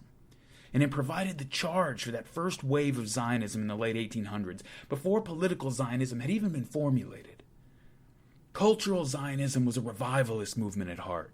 It was forward-looking. It was an idealistic movement that wanted to create something important, even sacred. Early political Zionism was more reactionary. Instead of trying to get people motivated to sacrifice for this great thing, it instead took the tried and true path, the reliable path, of giving them something to fear and reminding them that they all had a common enemy. As Theodore Herzl, we mentioned this earlier, told a British Commission on Immigration in 1902, Herzl said, quote, "I will give you my definition of a nation, and you can add the adjective Jewish. A nation is, in my mind, an historical group of men of a recognizable cohesion held together by a common enemy. Then, if you add to that the word Jewish, you have what I understand to be the Jewish nation," end quote. And his interviewer asked him, quote, "What would be the common enemy in this case," end quote. And Herzl didn't hesitate, the anti-Semite. His very definition of a nation was a group held together by a common enemy. The Jewish nation he was trying to rally was to be held together by anti-Semitism. If one were to ask him what then was left of Jewish identity if you removed the anti-Semite, Herzl would have answered simply and quickly that there was no danger of that. Now, Ahad Ha'am, he saw the danger in this way of thinking, and he took a stand against Herzl and the political Zionists from day one. He started a publication in opposition to the political Zionists the same year that Herzl called the First Zionist Congress in 1897. Now, don't be mistaken, okay? Ha'am was from Russia. He was well acquainted with the suffering of his people in Russia and Europe. He just saw that their movement had to stand for something, not just against something. He knew that if Jewish identity became all about getting away from suffering, getting away from darkness, rather than being drawn toward something positive, that their identity would just inevitably end up being shaped as a negative by the suffering and darkness that they were running from. If the Jewish nation needed the anti-Semite to stay alive, it would find ways to make sure that anti-Semites remained in steady supply. But there's a reason that human societies throughout history have not been able to follow the path that Ha'am laid out, and have come together around terror and rage. Theodore Herzl would have asked, well, he did ask, really. It was his central question. Do you see the supply of anti-Semites running out anytime soon? Because I don't. Now, many of the political Zionists that were following Herzl were secular socialists and even atheists who cared very little for any of the religious and cultural considerations that Ha'am believed should be central to the Zionist program. Ha'am, on the other hand, listened to the political Zionists, and to him they just sounded like European colonialists who wanted to shove their way into a territory, use money from rich European bankers like the Rothschilds to build it up, and then get one of the imperial powers to give them enough guns and soldiers to hold on to it. They didn't seem to particularly care if the Jewish state was very Jewish at all. Well, Ha'am and his followers were saying that they wanted a Jewish state, not just a state full of Jews. He'd been traveling to Palestine since the first wave of Jewish immigration, years before the idea of Zionism had even entered Herzl's mind. And he knew that the political Zionists were in denial about the difficulties that they were going to face once they arrived. You got to remember, Herzl had never been to Palestine when he wrote the pamphlet that got the whole movement started. Neither had most of them. Well, Ha'am had been going back and forth, trying to rally Jews around this idea of reclaiming their cultural and religious identity for years when the Dreyfus Affair happened, and all of a sudden Zionism became cool, and Herzl called the First Zionist Congress and all that. He was an old veteran of this. He had watched the early Zionist settlements founder and eventually fall apart, partially because the Jews that arrived were not respecting the people that already lived there. They were creating tension and helping to foster a situation where the settlements were inorganic, unnatural. They were like isolated space stations that were reliant on aid from elsewhere because they fostered no relationships with the people around them. In an essay written way back in 1891, 6 years before Theodore Herzl called the First Congress, another part of which I quoted in episode 1, Ha'am tried to alert his fellow Jews to what he was seeing in Palestine. Ha'am wrote, quote, "We must surely learn from both our past and present history how careful we must be not to provoke the anger of the native people by doing them wrong, and how we should be cautious in our dealings with the foreign people among whom we return to live, to handle these people with love and respect, and needless to say with justice and good judgment. And what do our brothers do? Exactly the opposite. They were slaves in their diasporas, and suddenly they find themselves with unlimited freedom. This sudden change has planted despotic tendencies in their hearts, as always happens to former slaves. They deal with the Arabs with hostility and cruelty. They trespass unjustly, beat them shamefully for no sufficient reason, and then even boast about their actions. There's no one to stop the flood and put an end to this despicable and dangerous tendency. Our brothers indeed were right when they said that the Arab only respects he who exhibits bravery and courage, but when these people feel that the law is on their rival's side, and even more so if they're right to think that their rival's actions are unjust and oppressive, then even if they are silent and endlessly reserved, they keep their anger in their hearts. And these people will be revengeful like no other." End quote. Now, when Ahad wrote this, there were still very few Jews living in Palestine, so the incidents that he's referring to were isolated. But it was the approach that worried him. It was the carelessness and the aggression that the British, as we just saw a few decades later, would blame for helping to instigate the Nebbi Musa riots. Well, Chaim Weizmann was the man who helped bridge the gap between the two Zionist camps, between the political and cultural Zionists. He was a great admirer and a follower of Ham. He passionately embraced the goals of the cultural Zionists as his own. At the same time, he knew that Herzl was right about Europe. He knew that Herzl was right about the world. The world didn't want them, and why would it? People said that Jews were foreigners, that they were interlopers, and you know what? Weizmann would have said that they were right. We are foreigners. We don't belong in their countries. We belong in our homeland and nowhere else. The cultural and political Zionists battled over the approach and the focus of the movement throughout the pre-war period, with Weizmann often serving as the go-between and peacemaker. After Theodor Herzl died in 1904, political Zionism moderated a bit as Weizmann pushed an approach that still retained the political Zionist emphasis on establishing political power, but focused on creating an independent and sustainable Jewish culture in Palestine. Things like building a university were near and dear to Chaim Weizmann's heart. At the same time, another group began to gain prominence, and this group would very soon come to dominate the entire movement. In the early days, I think we mentioned this once before, the Zionist community in Palestine was dominated by Jews from the Russian Empire, and they carried the same emphasis on leftist economics and class unity that was creating chaos in the old empire. To a significant degree, these were the same people. They moved back and forth sometimes between movements. Now, for a while, they all came in several flavors, these leftist Zionists, from full-on communists to agrarian socialists to something like what we would think of today as social democrats. But eventually, all of those flavors would collapse into one, as labor Zionism, largely due to the will and power of a man who arrived in Palestine in 1906 at 20 years old. If you fly into the state of Israel today, chances are you'll be landing at the airport bearing his name, David Ben-Gurion. David Ben-Gurion was born David Green in the Polish city of Plonsk, 200 miles from where Chaim Weizmann was currently growing up. He was 11 years old when Ben-Gurion was born. And he's really the man who, for me and for most people, really captures what a Zionist in Palestine was. And I say specifically in Palestine because as we go on, there are going to be Jews all over Europe and in Britain and the United States who are Zionists, committed Zionists, who are actively supporting the movement and doing work for it, dedicating themselves to it, but they have a fundamentally different character than the Zionists that are in Palestine.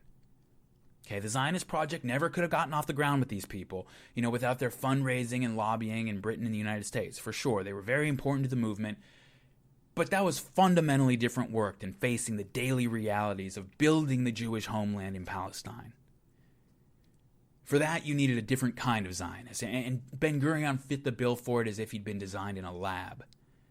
He's a short guy, maybe about 5 feet tall, an inch or two taller, but kind of stocky. He's pugnacious. He's got he's just an ornery guy, very sure of himself. He just does not let people get in his way, though. And he seems to have unlimited energy. When he arrived in Palestine, he has a full head of hair, but very quickly he went bald, and He's more remembered for having a shiny bald head with just two ridiculous white tufts of hair exploding out from each side above his ears. You just imagine a short, stocky guy scowling as much as you can possibly screw up your face with a shiny bald head and two giant tufts of white hair exploding above your ears. That's Ben-Gurion.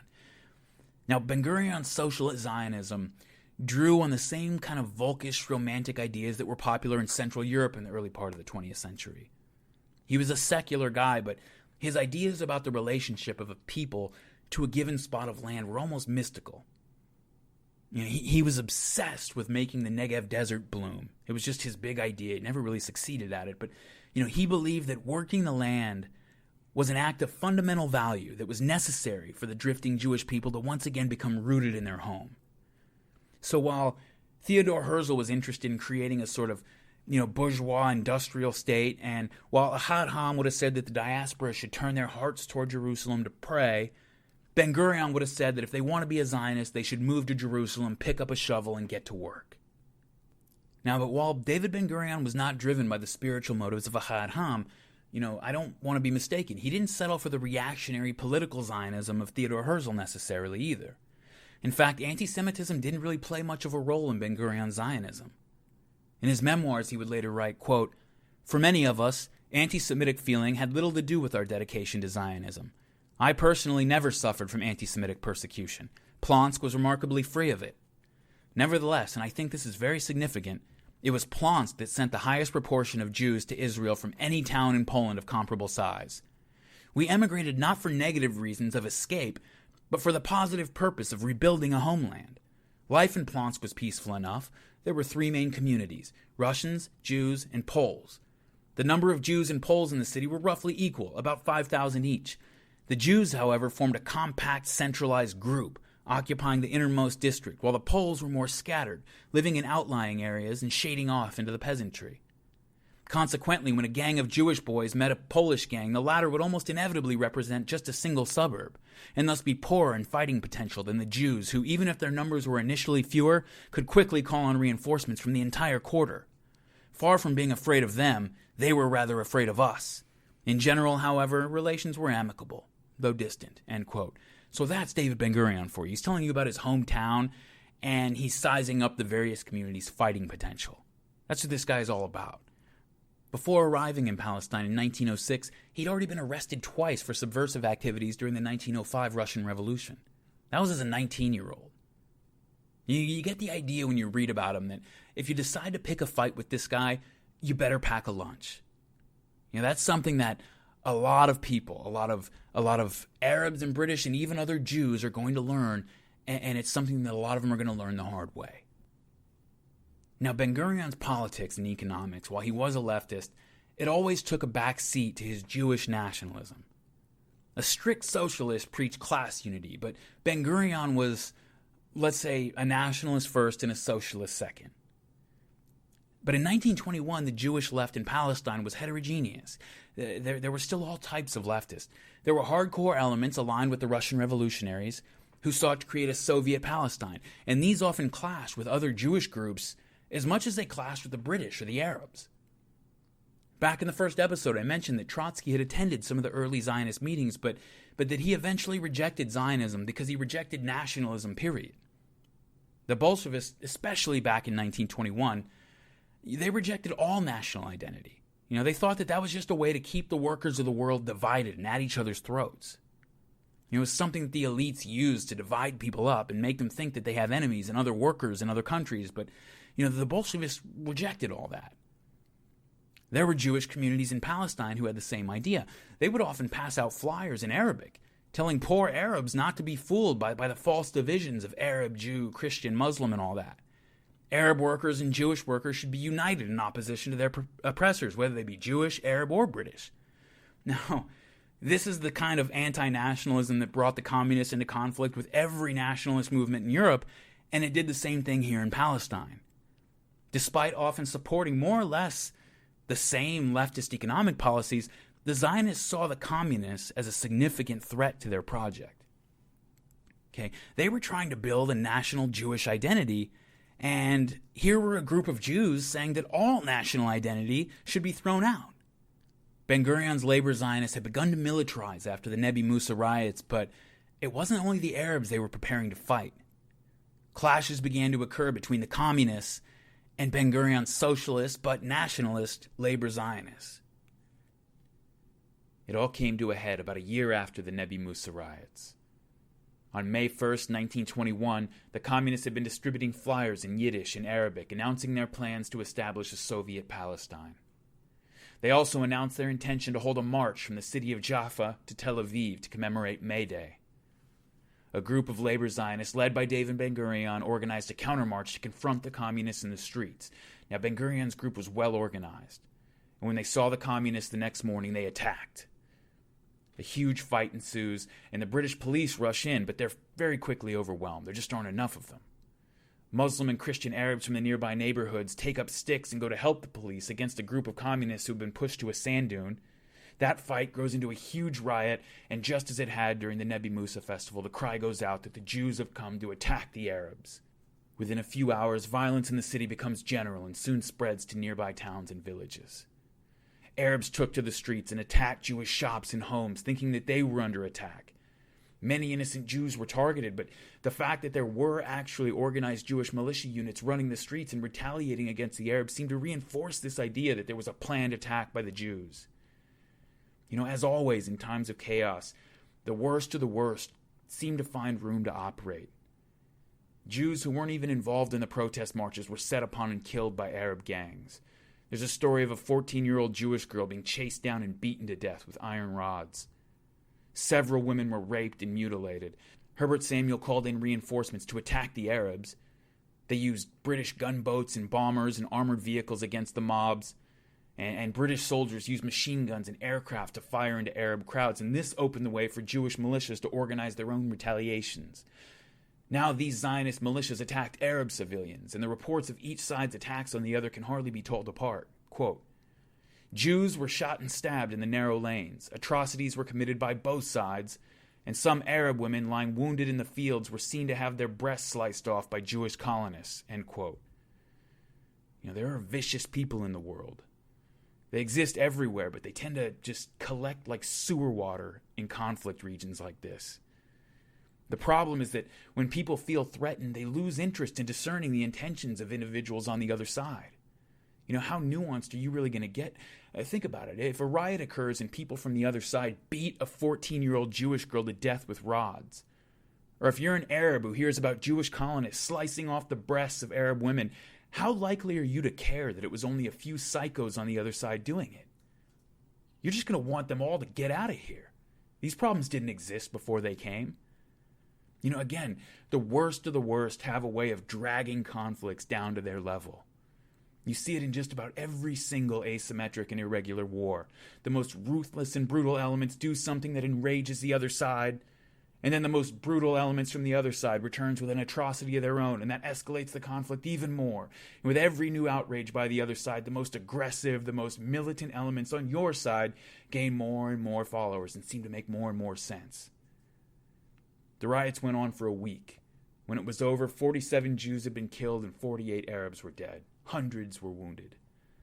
The Jaffa riots sent another shockwave through the British administration and the Zionist movement, only this time some of that shockwave started to be felt in the upper reaches of the British government. Since the Nebbi Musa report had been suppressed, most of the British government continued to believe that things were going well in Palestine.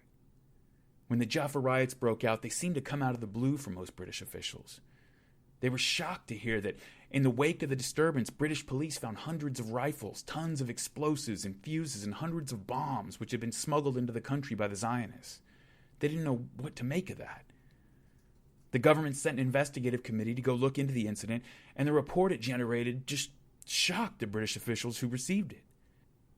Just like the suppressed Nebbi Musa report, the report on the Jaffa riot states that the immediate cause of the violence was the attack on Jews by groups of Arabs, but also just like the Nebbi Musa report, the committee stated that the more general causes had to do with the Arabs' very real fear that they were being pushed out of their country by the British at the behest of the Zionists. Now, most British officials just did not know what to make of this. You have to remember, this is a backwater at the time. It's not the center of, geopolitics the way it is today. Hadn't the British repeatedly said that they had no intention of displacing the Arabs? Hadn't the Zionists said all along that they only wished to make a home alongside the Arabs in Palestine? Why were the Arabs being so paranoid? Well, the committee said if the Arabs thought Zionism meant losing their homes, it's because that's the message they were getting from the Zionists themselves. Whatever the British government thought, the Zionists seemed to believe that the British had agreed to help them take Palestine from the Arabs and establish a Jewish state. Now, the High Commissioner Herbert Samuel, if he had any lingering doubts, became firm in his belief that it was madness to hope that the Arabs were ever going to agree to be ruled by European Jews in a Jewish state. Until now, he had kind of hoped, just like Chaim Weizmann had kind of hoped, and he would continue to hope it after this. He's not in Palestine. He doesn't have to deal with the reality the way Samuel and some others do. He hoped that the Arabs' nationalism wasn't really that deeply felt, and that maybe they would eventually give it up when they saw that the British and the Jews would be bringing a lot of money and wealth into the country. But after Jaffa, he realized that this was never going to happen. The Arabs' desire for independence was just as strong as the Zionists. So now he imposed limitations on Jewish immigration, announcing that the number of immigrants would be limited, determined by the ability of the country to socially and economically absorb them.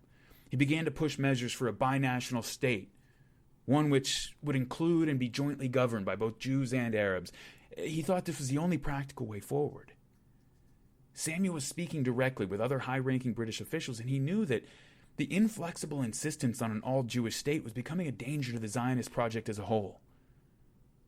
And his officers around Palestine were telling him that the Arabs were beginning to wake up. They were beginning to realize that they were facing an existential threat.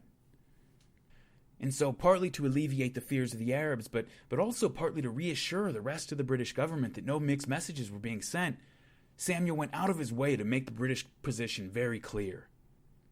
About a month after the Jaffa riots, on the occasion of the king's birthday, Samuel gave a speech in which he stated plainly that, quote, "The British government has never consented and will never consent to a Jewish government being set to rule over the Muslim and Christian majority," end quote. He continued in that same speech, saying that the Balfour Declaration only meant, quote, "that the Jews should be enabled to find here their home, within the limits fixed by their number and the interests of the present population," end quote. Now this shocked the Zionists. Samuel had dedicated his life to Zionism for many, many years. He had done as much as anyone to this point to move the Zionist cause forward, but they abandoned him after this. Outside of Ahad Ham's tiny and shrinking circle of idealistic cultural Zionists, no one shared Samuel's concern for the welfare of the Arab population. What was he talking about? They weren't interested in sharing the land, and they weren't interested in sharing the government. They thought Samuel had lost his mind. Didn't he know that the world was filled with vicious anti-Semites, with hate lurking in the hearts of even those who professed to be tolerant? Didn't he know that the only way that the Jews would ever be safe was when they had a state of their own, with their own government and their own army? Including the Arabs would defeat the entire point. I think it's important probably at this point to remember that while Herbert Samuel was an assimilated upper-class British Jew, with a comfortable life in Britain, who hadn't really had to deal with the kind of anti-Semitism that some others had, most of the Jews in Palestine were from Russia and Eastern Europe, where things had been much, much more difficult. And there's a cultural divide here. Samuel's probably never had to deal with what some of these Russian and Eastern European Jews have. They had a more immediate sense of the threat, and they lacked Samuel's commitment to humanitarian and liberal principles. Arthur Ruppin, one of the founders of Tel Aviv, a day after the speech, he wrote, quote, "Herbert Samuel, who was a sort of god to the Jews in Palestine only yesterday, has now become a traitor to the Jewish cause in their eyes," end quote. He was called a Judas by one member of the Zionist Commission. Can you imagine? He's devoted his life to this cause. Almost universally, the Zionists in Palestine and abroad as well were uncompromising. They were completely dismissive of Samuel's attempts to address the Arabs' concerns at all. They thought he had lost his mind. The Jewish elected assembly in Palestine issued a declaration saying that, quote, "The true contents of the promise of the British government do not allow for the incidental interests of the present population of the country to affect the life and historic aspirations of the Jewish people," end quote.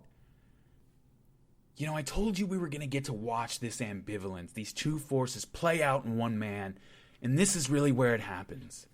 Samuel's steadfast determination to hold on to his liberal principles is met with not just with outrage, but with incredulity by the Zionists.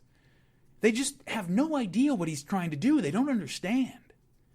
You know, and I should say, by the way, that when I use the word liberal here, it's not in the modern American connotation, associating it, vaguely with the Democratic Party and whatever passes for leftist politics in the United States. Everywhere else in the world, liberal has a more general meaning. When people speak of Herbert Samuel's liberalism, they're talking about his commitment to principles like equal treatment under the law, individual liberty, participation in government, things like that. Now, most Zionists were just dumbfounded that Samuel would extend these principles, which were fine in London or Paris or New York, that he would extend these principles to the Arabs. What was he talking about? The way they saw it, betraying his own people in the name of a principle that the Arabs were manifestly incapable of even understanding, made him a sentimental fool at best and a traitor at worst. The writer John B. Judas, in his book Genesis, about Harry Truman and the development of Zionism in the United States, he describes the dynamic of this period. He says, quote, British Zionists took a condescending view of Samuel's efforts. Harry Sacher summed up the prevailing opinion, quote, and this is Harry Sacher, one may guess that Samuel's somewhat old-fashioned liberalism is peculiarly sensitive to the appeal of a majority. There has probably always been within him something of a conflict between the Jew, desirous to help in the creation of his national home, and the liberal, haunted by the phrase self-determination, end quote. Now back to Judas. Sacher was in effect writing off Samuel's attempt to adhere to the principles of democracy as old-fashioned. A Zionist publication in Britain, the Jewish Chronicle, put Samuel's efforts in an even starker context. And now quoting from the Jewish Chronicle, quote, imagine the wild animals in a zoological garden springing out of their cages and killing a number of spectators. And the commission appointed to inquire into the causes of the disaster reporting first and foremost that the animals were discontented with and hostile to the visitors who had come to see them, as if it were not the first business of the keepers to know the habits and dispositions of the animals, and to be sure that their cages were secure, end quote. For the second time in a year, Jews were dead at the hands of Arab rioters. That much was true. And for the second time in a year, a British investigation had found that the Jews had provoked the incident with their belligerence and hostility toward the Arabs. 47 Jews were dead, and the British responded by saying that the Zionists needed to dial back their rhetoric and moderate their expectations. With Samuel seeking reconciliation and compromise with the Arabs, the Zionist leadership decided that the British could no longer be relied upon to fight their battles for them. They would still use the British for whatever they could get out of them, but they couldn't depend on them. Slowly and quietly, but surely, the Zionists began to prepare for war.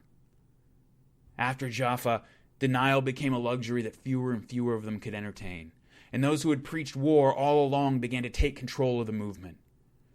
While Chaim Weizmann would, keep some of the goals of the cultural Zionists relevant, Ahad Ham and his followers were pushed to the margins in the 1920s.